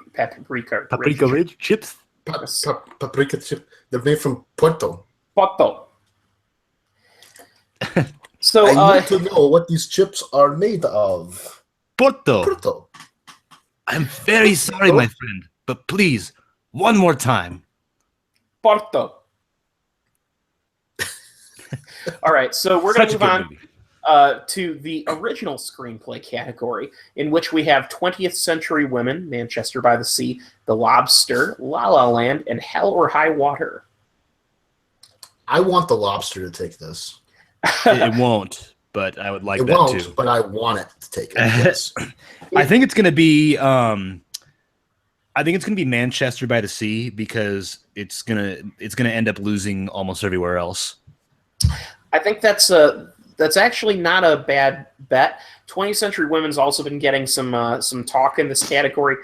The Lobster, I agree. I would like to see, because I think the dialogue in it is clever, and that's probably the best part of the movie is the strangely. My understanding is that the director / writer of the film, his grasp on English isn't the best, and to me that almost fed into the stiltedness, the intentional stiltedness of the dialogue, where it felt like a stylistic decision that was. I know some people have a problem with it, but I found it hilarious. Yeah, it was funny. And Hell or High Water has a great screenplay too. So I love the dialogue in that movie. So I would love to see that. I think La La Land has a solid chance at it too. Just what Zach said, I think, is best. If La La Land wins for original screenplay, that's a sign that the movie is going to become a Titanic-like sweep and basically capture everything that it's nominated in, regardless of reason. Yeah. So we come to the last one that we're going to cover on this episode, which is the Best Picture category. And Best Picture, as it has been for the last few years, is a category that is expanded in size. In this case, we have Arrival, Fences, Hacksaw Ridge, Hell or High Water, Hidden Figures, La La Land, Lion, Manchester by the Sea, and Moonlight. Which I think is funny. They have 10 slots, but they haven't hit the full 10 in a couple of years. I think the rule is based on like how many votes the runners-up end up getting, and that if it gets a certain percentage, it's able to be considered a nomination. This list, it just feels like, just nominate something else. You know? I agree. The list does not have nearly enough grease on it. Yes, quite so. It needs to be so greasy that it could grease the whole world. It needs to lubricate the world. Lubricate my throat. Yes. I'm going to dunk Big Ronnie's dog all in these nominations. By the way, we have to get on to Zach for this because he's seriously considering putting Greasy Strangler, and he was considering putting Swiss Army Man on his worst of list. Why is that? I think I talked him out of Swiss Army Man, but he's still considering Greasy Strangler. Did he not like Greasy Strangler? He kind of. Well, I mean, I think he enjoyed Greasy Strangler, but I know he did not like Swiss Army Man. So interesting. That's really interesting. Yeah, so and I showed him up Greasy Strangler. So yes, so, yeah. I think he enjoyed Greasy Strangler, but I think he puts it into the ironic category. Which Yeah. I would argue because the film is clearly intentionally made to be what it is, that you can't call it an genuinely. ironic. Yeah, right. But that being said, movies that Go ahead. I'm sorry. I will say the movie that I think is probably going to top my list this year is on this top 10. I think Hell or High Water, after rewatching it the other day, I've decided it's probably my favorite movie of the year. Okay. Oh, wow. Yeah. And I would like to have seen, as far as other possible nominations, I think Hunt for the Wilder People is one of the best comedies I've seen in a long time, and I would have loved to have seen that get more love in a few categories. Yeah, I agree. Loving, speaking of loving, is also a fantastic movie.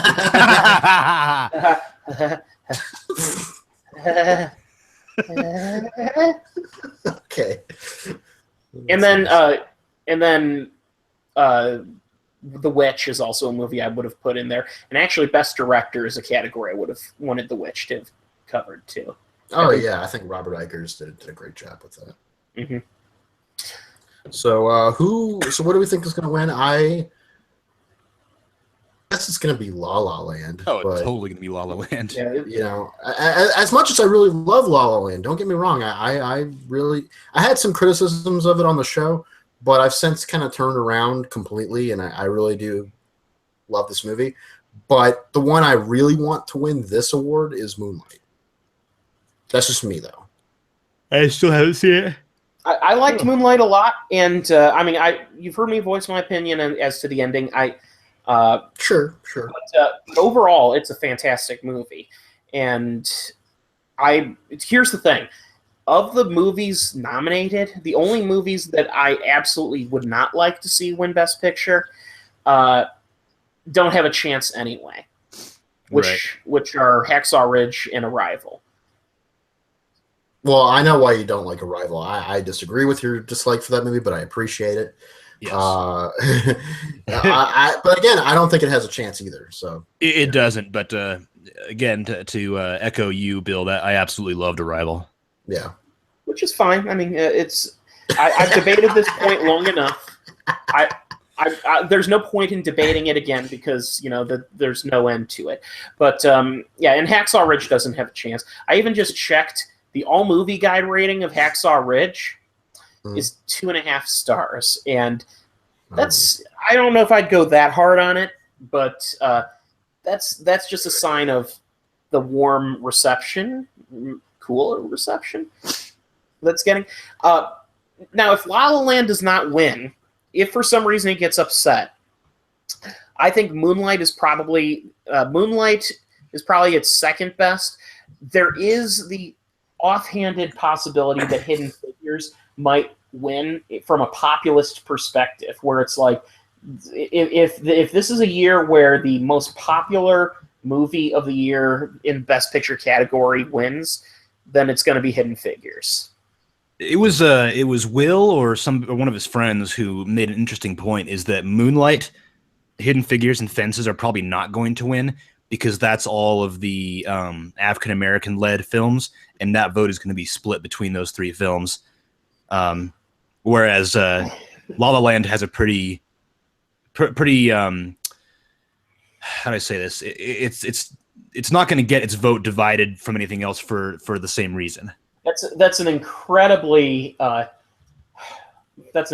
cynical way of looking at it, because that's insinuating that the black vote always goes for a specific thing. No, that's not what it's insinuating at all. Well, is that you have... Please explain what's insinuating. That's why I stopped talking. Please explain. Well, I still feel that the Academy is trying very hard to distance itself from the controversy of last year, and as such, there's going to be some conflicting attempts at doing that this year with the actual voting process. Does that make sense? Okay, so well, I mean, you're talking about people voting for a movie that they don't necessarily think is their favorite just because it happens to fit within this politically correct realm that they're being led towards. You cut out. Did I? No, he didn't cut out for me. What I was saying is that what I was saying. Yep. Yeah. Okay. All right.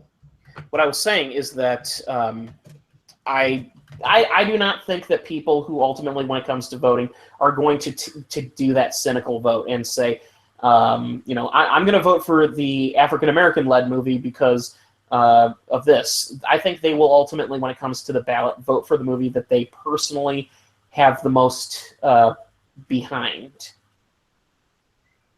I don't think if I were to vote for the movie that has the most behind, I would vote for Butt Woman. That was a movie? Yeah, well, it was a video. Oh, okay. It was a DVD by mail. Oh, okay, one of those. Yeah. It's a joke. God damn it. Yeah, it was a joke. It wasn't a very effective joke. Well, not to you guys, because you guys aren't pervs. Well, so I mean, get it. I wouldn't go that far. I mean, we genuinely love the Strangers, so yeah, right. That doesn't make us. What does that say? I don't know. I don't know. Go that far. Maybe we are perverts. Okay. So, Hawk, do you have any other things to say about the Best Picture category? So perhaps it wasn't me who was glitching out there. Hawk? All right. Well, Hawk has taken an early leave from this episode, I suppose. So, Bill, do you have any other closing thoughts on the Best Picture category? Not really. It's more than likely going to be La La Land, and that'll be fine. There's nothing wrong with that. I have no problem with it winning. Every year the Academy nominates movies that are good to very good, but I don't normally go with the grain. This is coming from a guy who I think it was a couple years ago. I gave Anomalisa the best movie of the year, my personal award for best movie of the year on this show, and the Lego Movie as well, and movies like that. So I tend to pick oddballs and movies that kind of worked. I straight up go with my gut. I don't go with the grain, is what I'm saying. This was probably the first year in a while where my favorite movie was actually in the nominees. So I'm actually, I'll call that a win to an extent. But sure. But yeah, I think it's And ultimately, the fact is that this is the Oscars are kind of the Super Bowl of movies, in that, and much like the Super Bowl, it's ultimately it's patting themselves on the back for getting as far as they did, and you don't have to call it the definitive definition of what great film is. It's simply what the current status of Hollywood believes their greatest films are that year. Yeah, definitely. And time bears that out in some cases, and sometimes it doesn't. It just kind of goes between. All right, so Hawk, I see, has attempted to join us again. Are you still there, Hawk? Yeah. Just in time to give your final thoughts on Best Picture category? I think La La Land's going to sweep. Any other... No? All right. So with that said, then, that pretty much takes care of the episode for this week. Yeah. Now next week there's quite a few new releases coming out, and I will be seeing actually a few of them. Plus, we'll be doing our best of 2016, right? Yes, next week is our best of 2016. So actually, you know what? Let's go ahead and focus on our best of 2016 next week. We'll talk about new movies. We'll bank those for the week following. Okay. Okay. What else coming out this week? We've got A Dog's Purpose, Gold, Resident Evil, the final chapter, ostensibly. Yeah. Or is it? Or is it? Oh goodness, there's supposed to be a bunch of other movies that are opening wider. I think Patterson is coming to my area. Oh, is it? Very nice. Yeah. That's good. I would like to see that come anywhere near my area, but I'm going to do some research on whether it's going to expand near me, and if it's not, I'm driving about a half hour tomorrow to go see it. And as far as movies playing, I'm actually, as you mentioned that, I decided I may as well check what's playing this weekend in my area. Let's see if there's anything else. So the Moana sing-along version is going to be playing in my area. Oh, God. Sailor Moon R, the movie, is expanding. It's Sailor Moon is the movie? It's Sailor Moon R, literally. No, Sailor Moon is the movie is the correct grammatical way to say that sentence. Yes, of course, but the way the producers have decided to make the title, it's not the correct way. It's the letter R. The correct way to be Sailor Moons. Sailor Moons are the movie. I don't know why you'd have two different things. This movie's about the letter R, and then colon, and then the movie, and then The Promise of the Rose. So that is a convoluted fucking title. The Promise. Yes, and everything about that conversation just went over both your guys' heads. Is that when you touch it, you prick your finger? We know you were saying that R is, you were making a joke. Yeah. Yeah. Is you is, or is you not? Is I was.